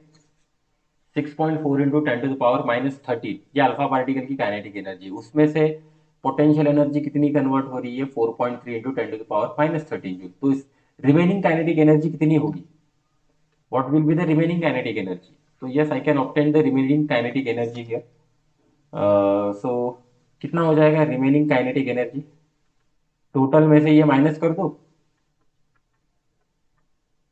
देखना, ये जो पोटेंशियल है इलेक्ट्रोस्टैटिक पोटेंशियल, यही मेरी काइनेटिक एनर्जी में कन्वर्ट हुई होगी ना। तो उसी का यूज कर रहे हैं हम, ये total kinetic energy of alpha particle minus ये पोटेंशियल एनर्जी। ये पोटेंशियल एनर्जी कितनी है? तो ये 6.4 10⁻⁻13, और ये रहेगा 4.3 इंटू 10⁻⁻13। तो पावर तो सेम है, आंसर कितना आ जाएगा? You will gate 2.1 into 10⁻⁻30। 2.1 into 10⁻⁻30। हाँ, ठीक है, तो इतनी मेरी काइनेटिक एनर्जी रहेगी at this particular distance of this alpha particle. Okay, ये अच्छा क्वेश्चन है, इसीलिए दिया है मैंने। अब मुझे डिस्टेंस ऑफ क्लोजेस्ट अप्रोच निकालना है, किस तरह से निकालोगे? थर्ड थर्ड पार्ट में ये तो बहुत सिंपल है। Distance of closest approach third part, formula है डायरेक्टली।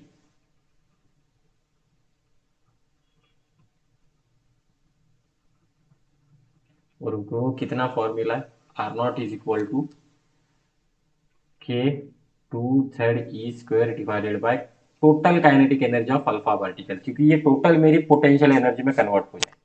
ठीक है, समझ रहे? तो कितना हो जाएगा ये? 9 इंटू 10⁻9, तो ये 2 Z की वैल्यू है 47, E की वैल्यू है 1.6 into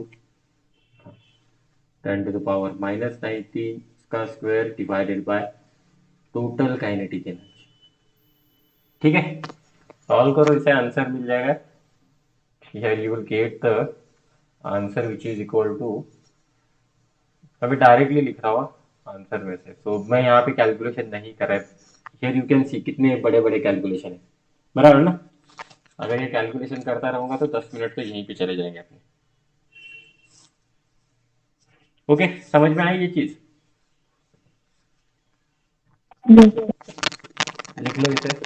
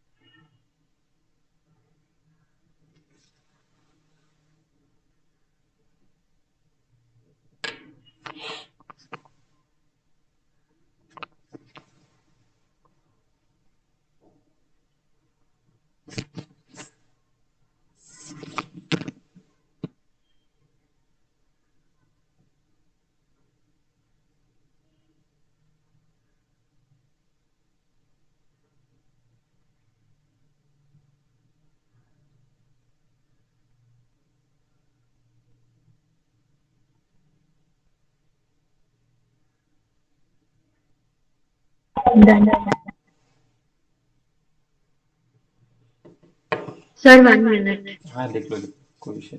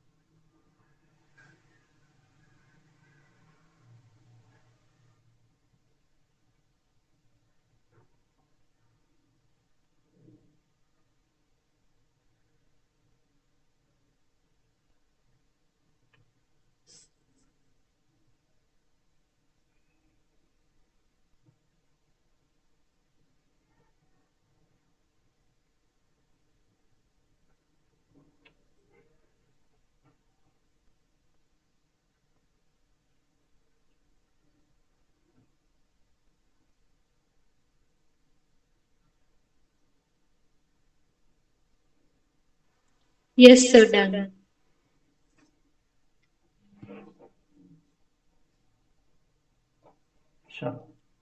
next part, now we will just go through the drawbacks of the Rutherford atomic model. ठीक है,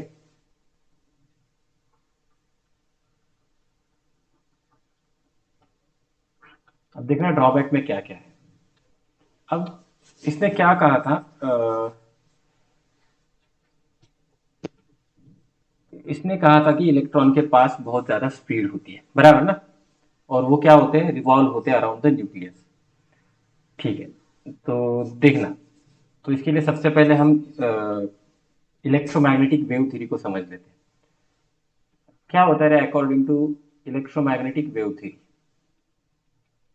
इलेक्ट्रोमैग्नेटिक वेव्स कब मुझे मिलते हैं? जब मेरे पास एक्सेलरेटेड चार्ज पार्टिकल्स होते हैं, बराबर ना। ठीक है, Yes.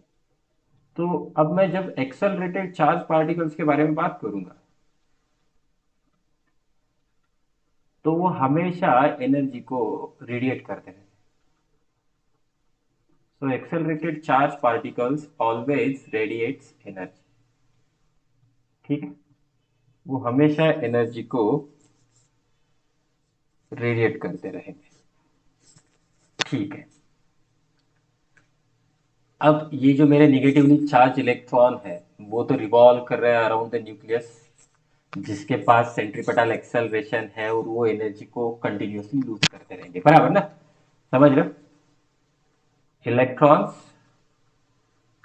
revolving around nucleus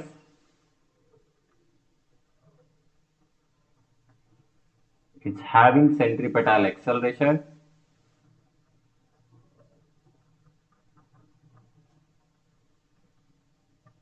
and would lose its energy continuously.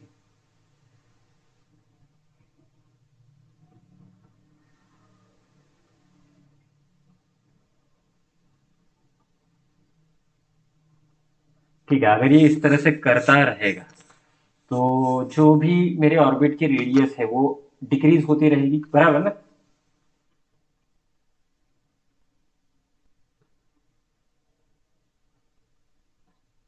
इसकी वजह से क्या होने वाला है, ऑर्बिट की रेडियस मेरी कंटिन्यूसली डिक्रीज होती रहेगी। ठीक है, अगर ऐसा हो तो देखना, एक न्यूक्लियस है यहाँ पे और एक, अज्यूम कर लो कि इलेक्ट्रॉन यहाँ पे है। ठीक है, दिस इज माई इलेक्ट्रॉन, ये इलेक्ट्रॉन है यहाँ पे। अब ये ऐसे ऐसे गोल गोल घूम रहा है, लेकिन ये गोल गोल घूमते समय इसका क्या होने वाला है, ये एनर्जी रेडिएट करने वाला है, मतलब इसकी जो ऑर्बिट की रेडियस है वो हमेशा कम कम कम होती रहेगी, बराबर ना। एक टाइम ऐसा आएगा कि ये जो इलेक्ट्रॉन है ना, ये कंप्लीटली इसकी रेडियस जीरो हो जाएगी और ये डिजॉल्व हो जाएगा अंदर। ठीक है, समझ रहे हो, समझ रहे हो ना, समझ में आया ये चीज क्या हो रहा है। Yes, sir. तो लेकिन ये प्रैक्टिकली ऐसा होता है क्या? No. तो यहाँ पे स्टेटमेंट कंप्लीट कर लेते हो।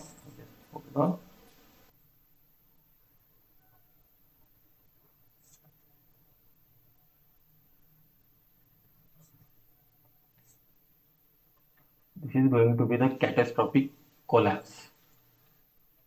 ये कैटास्ट्रोफिक कोलैप्स हो सकता है टाइम पर,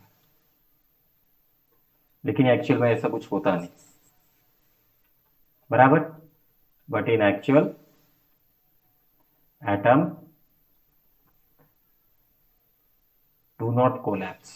तो ये सबसे बड़ा इसका डिसएडवांटेज है। ओके, या फिर इस थ्योरी का ये सबसे बड़ा ड्रॉबैक है। समझ में आ रहा है?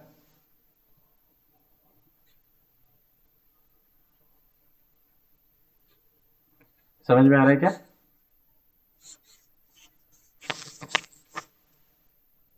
तो इसे लिख लो, चलो।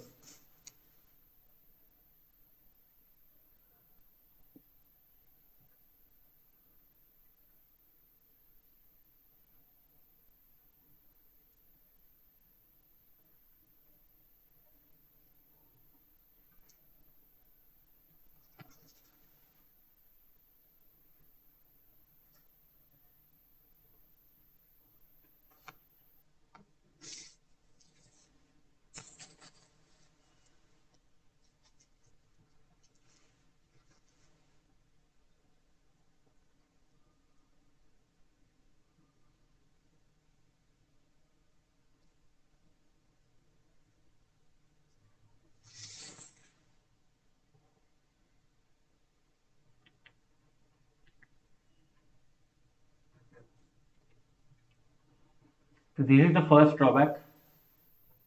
और ये जो प्रोसीजर होता है ना, इसे फ्लॉप कहा जाता है। दिस इज कैटास्ट्रोफिक कोलैप्स, इसे कहा जाएगा फ्लॉप। इसके लिए वर्ड भी है, फ्लॉप, PLOP।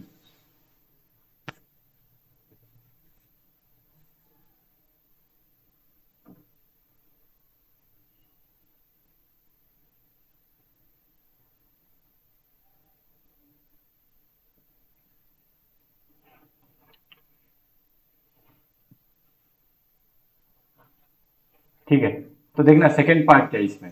अब देखना, according to the electromagnetic wave theory, फिर से हम EM वेव थ्योरी ही उसी को ही कंसिडर करने वाले। ये थ्योरी क्या बताती है, electron can revolve in any orbit. सिर्फ वो बाहर के ऑर्बिट में ही नहीं, तो किसी भी ऑर्बिट में मेरा इलेक्ट्रॉन रिवॉल्व कर सकता है। ठीक है, अगर ये किसी भी ऑर्बिट में रिवॉल्व कर सकता है तो इसका मतलब क्या हुआ, it must emit continuous radiation of all wavelength,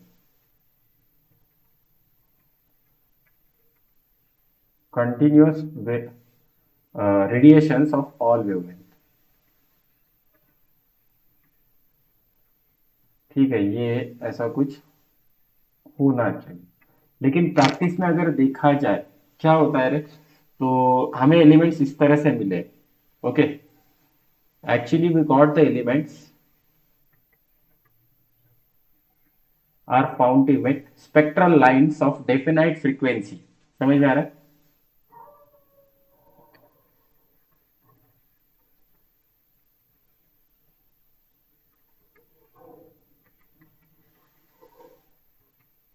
Spectral lines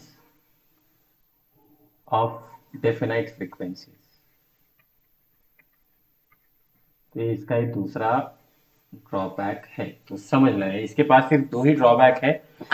लेकिन इसके इस थ्योरी के बारे में एक और चीज क्या है पता है क्या, इसने बहुत सारी चीजें हमें अच्छी दी है, जैसे एटम इलेक्ट्रिकल न्यूट्रल होता है, इसका mass concentrated at the centre होता है। ओके, तो ये दो तीन चीजें इसकी बहुत अच्छी है। ये ट्रैजेक्टरी देता है या फिर डेविएशन के एंगल के बारे में हमें बताता है। तो हमने इस थ्योरी को एक्सेप्ट कर लिया विदाउट कंसिडरिंग इट्स ड्रॉबैक। लेकिन आगे जाके देखना आप, इसी दो ड्रॉबैक के ऊपर मेरी बोहर्स थ्योरी प्रपोज की गई है। ओके, समझ रहे हो? That is Bohr's model of the hydrogen atom. समझ में आ रहा है ये चीज?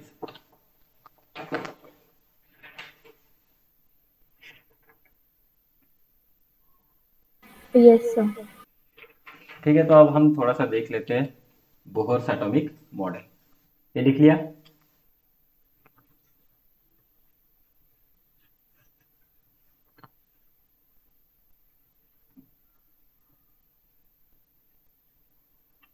तो देखना है अब यहाँ पे बोहर्स के तो तीन पोस्टुलेट है, आप लोगों को पता है ना, बोहर्स थ्री पोस्टुलेट।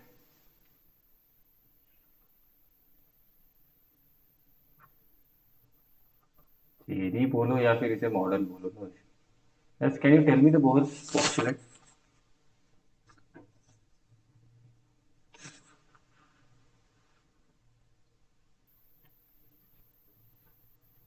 तो देखना, ये जो बोहर्स का मॉडल है ना, ये किस किस पॉइंट के ऊपर फोकस करता है या फिर किसके ऊपर इसकी थ्योरी बेस्ड है।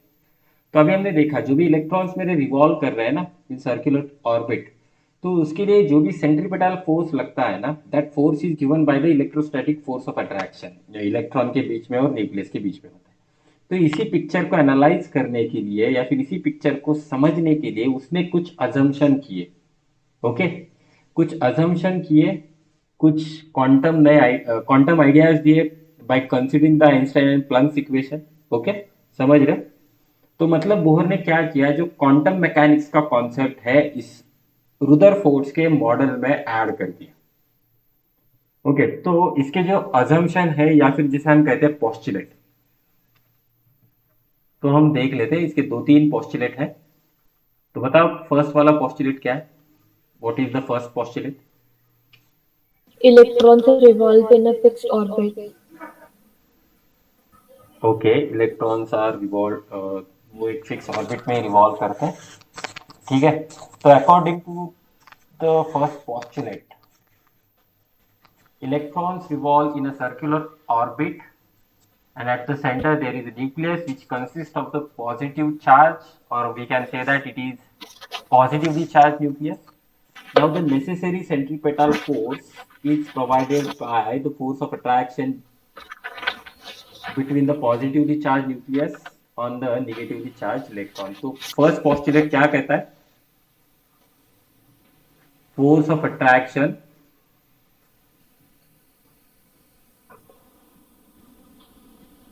between nucleus and electron, it is equal to the necessary centripetal force. Okay, तो ये मेरा सिंपल, आप डायरेक्टली इस तरह से लिख सकते हो, सेंट्रीपेटल फोर्स। तो फोर्स ऑफ अट्रैक्शन में लिख सकता हूँ, न्यूक्लियस के ऊपर चार्ज कितना रहे, तो न्यूक्लियस के ऊपर चार्ज रहेगा तो कुछ इस तरह से। सबसे पहले ये समझ लो, Q1 Q2 divided by R square is equal to mv square divided by R, where R is nothing but the radius of the orbit. Okay, तो यहाँ पे क्या रहेगा, r is going to be the radius of orbit, q1 is going to be the charge of nucleus, nucleus के ऊपर कितना charge रहेगा रे, z इंटू ई, बराबर ना, प्लस z इंटू ई, अगर मैग्नीट्यूड के पॉइंट ऑफ व्यू से देखा जाए। और Q2 क्या रहेगा, चार्ज ऑफ इलेक्ट्रॉन। ठीक है, तो वो कितना होता है, ई होता है। Just put the values in the above equation. तो के की वैल्यू रहेगी 1/4 पाई एप्सिलॉन नॉट।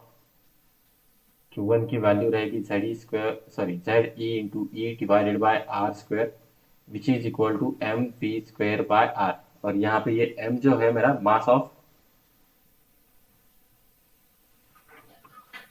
इलेक्ट्रॉन रहेगा। ठीक है, this is going to be the mass of electron. तो यहाँ पे आर आर कैंसल हो जाएगा। समझ में आ रहा है? So this is going to be the first postulate. Okay, simple है। अब देखा बोर ने क्या किया, तो हाइड्रोजन का मॉडल दिया था फॉर हाइड्रोजन। हाइड्रोजन के लिए जेड की वैल्यू कितनी रहे, what is the value of Z for hydrogen, Z is going to be the 1। तो ये इक्वेशन क्या हो जाएगा, तो ये सिंपल इस तरह से इक्वेशन हो जाएगा, 1/4 pi epsilon naught into E square divided by R square is equal to M V square by R. अभी मैं इसे कुछ सॉल्व नहीं कर रहा, ये आर और कैंसिल नहीं कर रहा, तो मैं सिर्फ यहाँ पे पोस्टुलेट समझने की कोशिश कर रहा हूँ।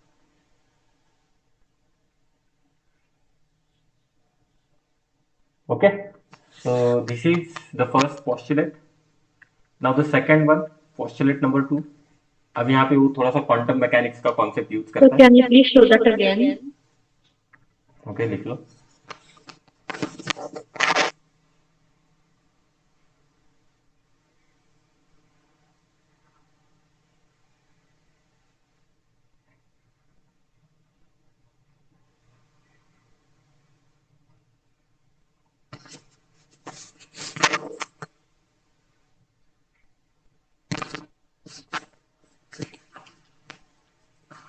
Yes, sir, done. ठीक है,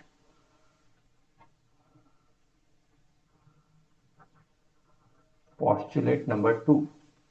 अब यहाँ पे क्वांटम मैकेनिक्स का कॉन्सेप्ट है। क्या कॉन्सेप्ट है, तो देखना उसने क्या कहा, जो भी इलेक्ट्रॉन मूव करते हैं ना मेरे, वो एक सर्टन डिस्क्रीट ऑर्बिट में मूव करते हैं। Electrons move in certain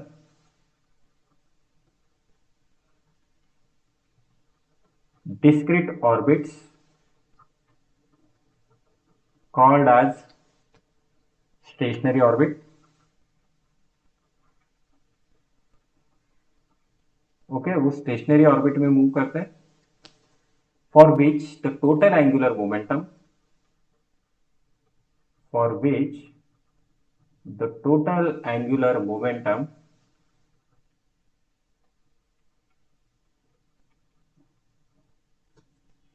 of moving electron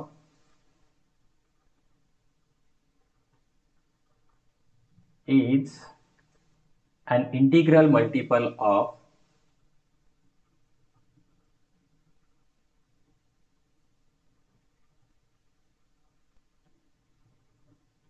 h divided by 2 pi, h divided by 2 पाई। और यहाँ पे h क्या होगा, तो ये h होगा मेरा प्लैंक्स कांस्टेंट।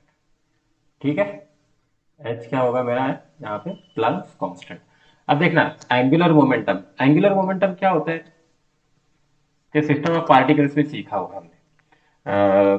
तो अगर कोई भी पार्टिकल जिसका मास m है, वो वेलोसिटी v के साथ एक पर्टिकुलर सर्कल में जिसका रेडियस r है वो मूव कर रहा है। ठीक है, तो उस केस में इस एंगुलर मोमेंटम को हम लिख सकते हैं L is equal to M V are.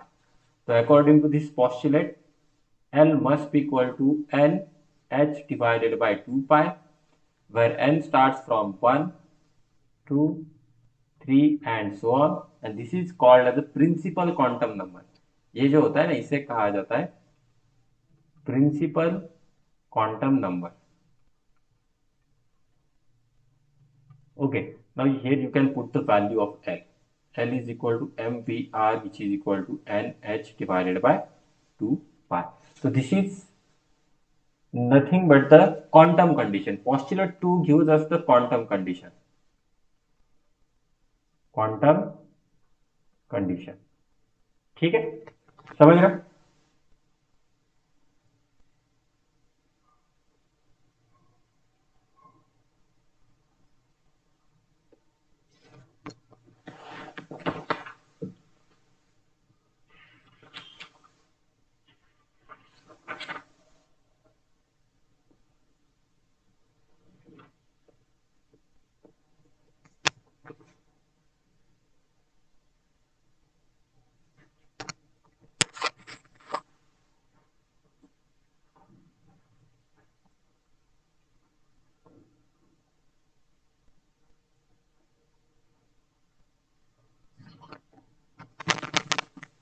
लिख लिया? Yes, sir. तो ये second postulate, just will go towards the third one. Simple simple है। Postulate number 3। अब देखना पॉस्टुलेट 3 क्या कहता है। तो जो भी इलेक्ट्रॉन्स होते हैं ना, इलेक्ट्रॉन्स इन आउटर ऑर्बिट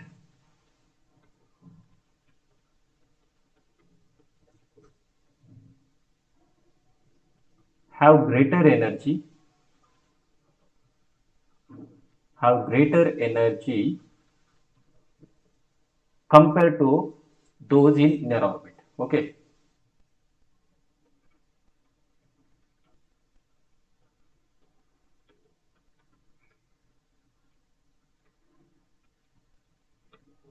तो इसी चीज का वो यूज करेगा। आप देखना,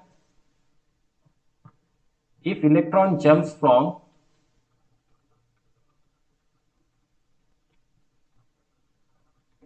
outer orbit to inner orbit,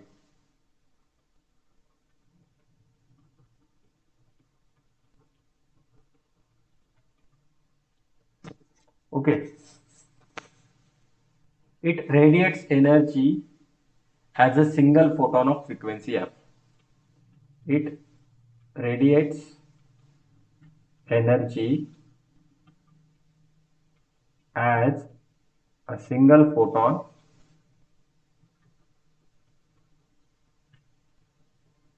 of frequency F. तो ये सिंपल वाली चीज है। यहाँ पे थोड़ा सा अलग स्टेटमेंट लिख के दियो। ठीक है, बुक में क्या दिया है, electron might make a transition from one of its specified non radiating orbits to another the lower energy. When it does so, a photon is emitted having energy equal to the energy difference between the initial and final state. तो कुछ इस तरह से ये होगा। समझ में आ रहा है? तो देखना यहाँ पे ये जो है आउटर ऑर्बिट, मतलब वो उसकी इनिशियल स्टेट रहेगी। तो अकॉर्डिंग टू दैट, जब भी कोई ये जंप मारने वाला है तो energy of initial state minus energy of final state, that must be equal to the energy of photon which is equal to H into F. Okay. और इस प्रोसीजर को क्या कह सकते हैं? कैन वी से, हमको जैसा बोल सकते हैं क्या, एक्साइटेशन डी एक्साइटेशन प्रोसीजर। ये कौन सा एक्साइटेशन है या डी एक्साइटेशन है?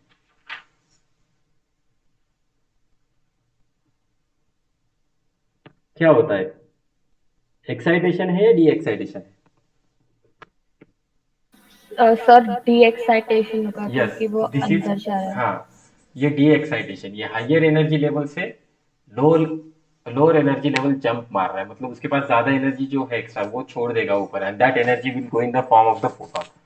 ओके, समझ में आ रहा है? सर वो HV है ना? अभी देखना, हाँ, हम यहाँ पे वी नहीं होता, वो म्यू कहा जाता है, एच म्यू होता है। वो सिंबल सिमिलर टू वी दिखता है, इसीलिए मैं इसे फ्रीक्वेंसी एफ ही यूज कर रहा हूँ। ओके सर, सर क्योंकि वो बुक में V था ना हाँ, वी इसलिए। नहीं है वो, that is not a V, it is mu, okay H sir, mu. Okay sir. V और वो म्यू और वी सेम ही दिखेगा। आप देखना नीचे वाले बुक में, ये म्यू किस तरह से निकाला है, ये इस तरह से म्यू है, ये थोड़ा सा टेढ़ा किया गया, और वी को किस तरह से निकाला है देखना। यस ये सर, सेम वैसे ही है, है। हाँ, तो सेम ही है। तो मैं एफ ही यूज करो बुक में। Okay sir. ठीक है, ठीक है। तो कंफ्यूज नहीं होगा आगे जाके। बुक में मतलब एग्जाम में अगर आता है ना, तो आप सिंबल डिफाइन करके लिख सकते हो, कोई प्रॉब्लम नहीं। ठीक है।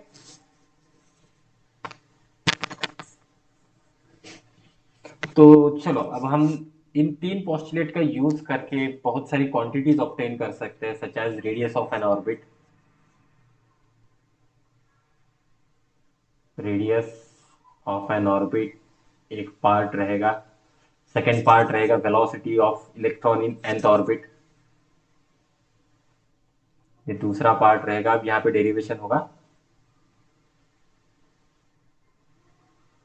मतलब किसी भी ऑर्बिट पे जाएगा तो उसकी वेलोसिटी कितनी होगी, देन ऑर्बिटल फ्रीक्वेंसी या फिर frequency of an electron when it is revolving, that is called as orbital frequency. और उसके बाद हम चलेंगे एनर्जी की तरफ। ये सिंपल सिंपल है। अब देखना मैं रेडियस किस तरह से निकाल सकता हूँ। To calculate the radius I will utilise the first postulate. पहला वाला पोस्टुलेट क्या कहता है? According to the first postulate to obtain the expression for the radius, हम यहाँ पे फर्स्ट पोस्टुलेट यूज करेंगे। क्या था वो?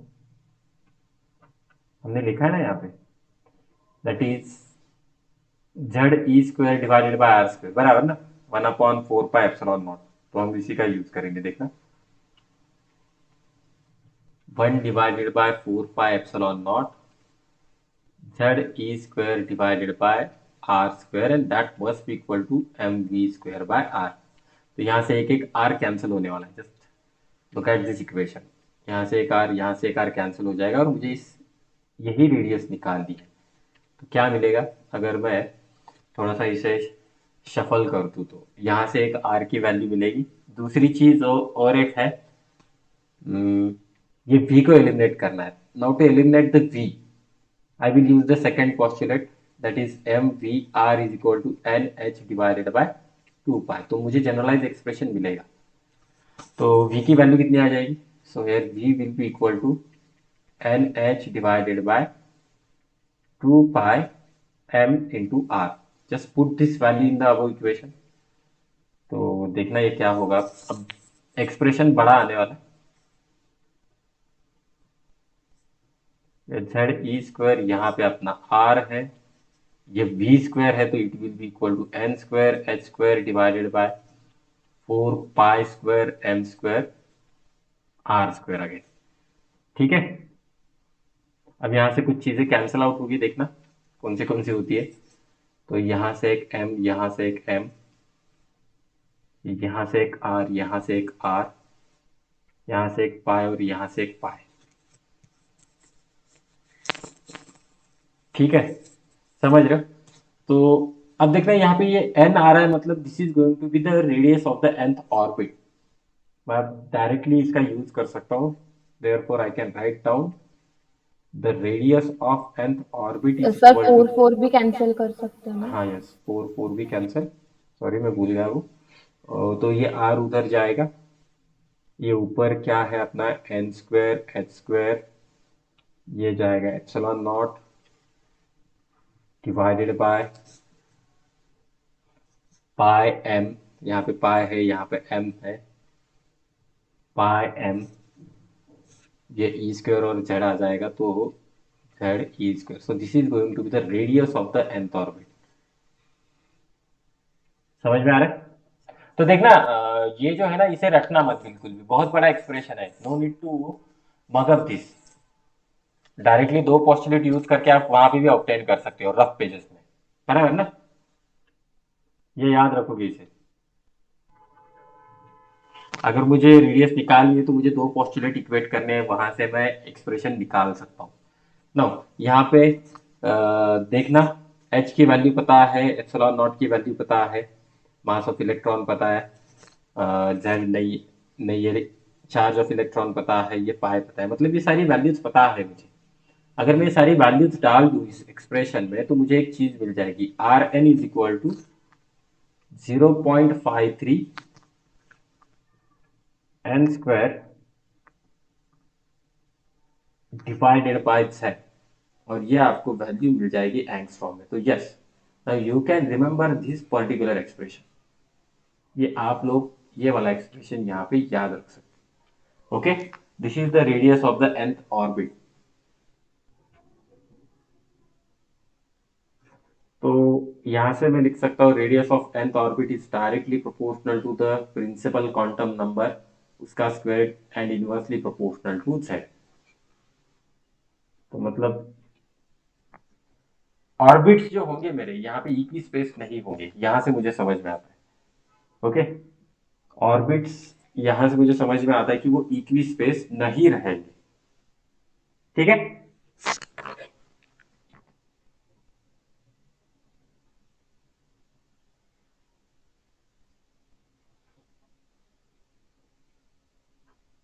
लिख लो इसे।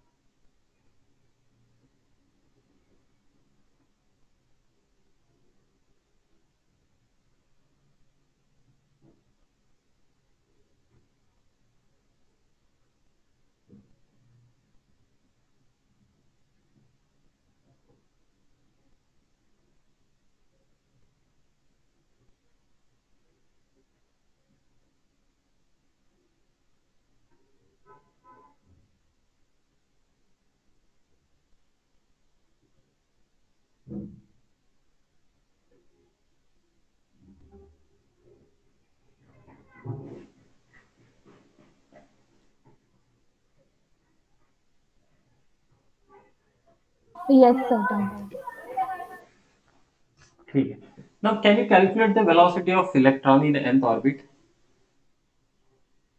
देखना यहाँ पे हमने वेलोसिटी ऑब्टेन किया है ना, एक्सप्रेशन ये वाला, ठीक है। इस एक्सप्रेशन में इस r की वैल्यू डाल देना तो आपको यहाँ पे velocity of electron in nth orbit मिल जाएगा।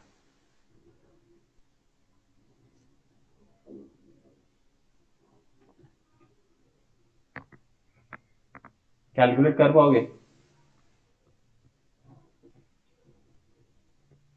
Velocity of electron in nth orbit, देखो चलो हम कर लेते हैं। Already we have obtained, velocity निकाल रहे हैं हम। तो v की वैल्यू हमने ऑब्टेन की थी NH डिवाइडेड बाय 2πmr, और जो रेडियस थी nth ऑर्बिट में उसकी वैल्यू है n square h square epsilon not divided by pi m e square into z। Just put this value in this equation, तो मुझे वेलोसिटी मिल जाएगी NH divided bye 2πm into n square h square epsilon not pi m e square into z। तो यहाँ पे ये पाई M cancel हो जाएगा, ऊपर से एन एच, तो ये ई स्क्वायर जेड ऊपर चला जाएगा, तो ये बन जाएगा जेड ई स्क्वायर, और नीचे मेरे पास रहेगा 2 NH epsilon not, 2 NH epsilon not. समझ रहे हो?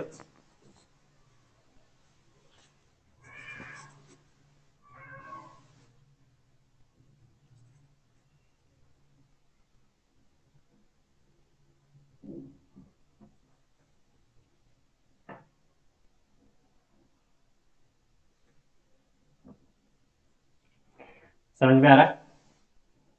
अब देखना मैं इसे थोड़ा सा मॉडिफाई कर देता हूँ, थोड़ा सा एडजस्ट कर देता हूँ, not modify, just I will adjust this particular part, 2 epsilon naught H, यहाँ पे लिखूंगा मैं Z, और ये आएगा N।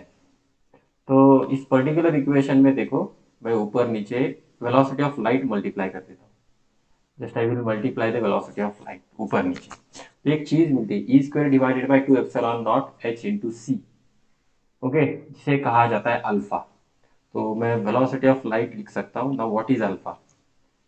v is equal to alpha Z c divided by n, and this alpha is called as a Sommerfield's fine structure constant. Sommerfield's fine structure constant, ठीक है, ये प्योर नंबर है, दिस इज प्योर नंबर, और इसकी value होती है 1/137। तो आपको यहाँ पे वेलोसिटी मिल जाएगी, velocity is equal to 1/137 Z C divided by N. Okay,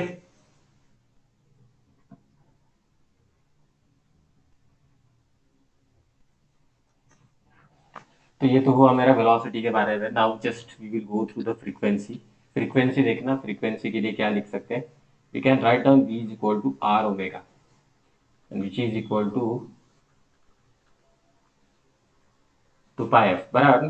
तो मैं यहाँ से फ्रीक्वेंसी निकाल सकता हूँ, v divided by 2 pi R. Just put the values of v and r in the above equation.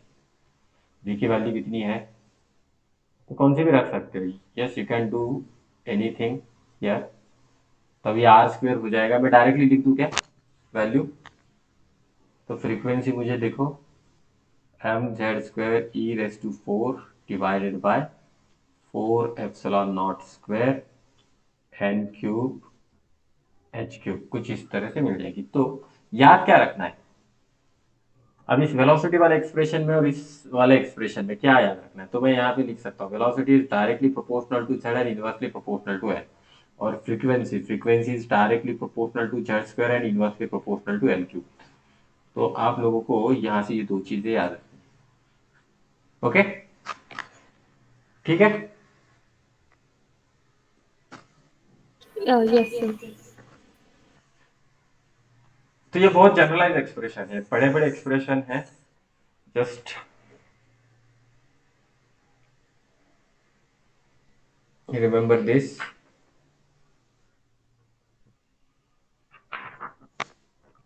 तो ये तो था regarding the Bohr's atomic model.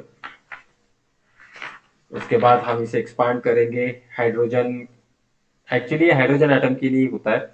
मतलब यहाँ पे आप लोगों को Z की वैल्यू 1 डालनी है। अगर मैं यहाँ पे हाइड्रोजन एटम ले लूँ तो Z की वैल्यू अपनी कितनी आ जाएगी, 1 आ जाएगी। ओके।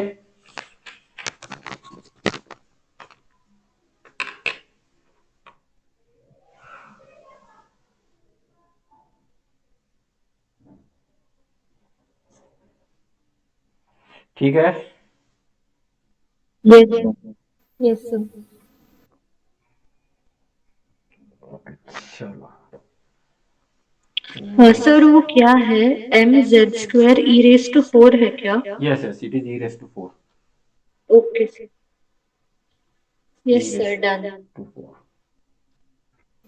सर कल का टाइमिंग क्या रहेगा? कब फ्री हो आप? कर लो कल। सर 10:30 पेपर खत्म हो जाएगा। बाकी मनस्विनी आपका? सर मेरा 4:30 को खत्म होगा, मतलब मैं 4:30 को घर पे आऊंगी। और सुबह?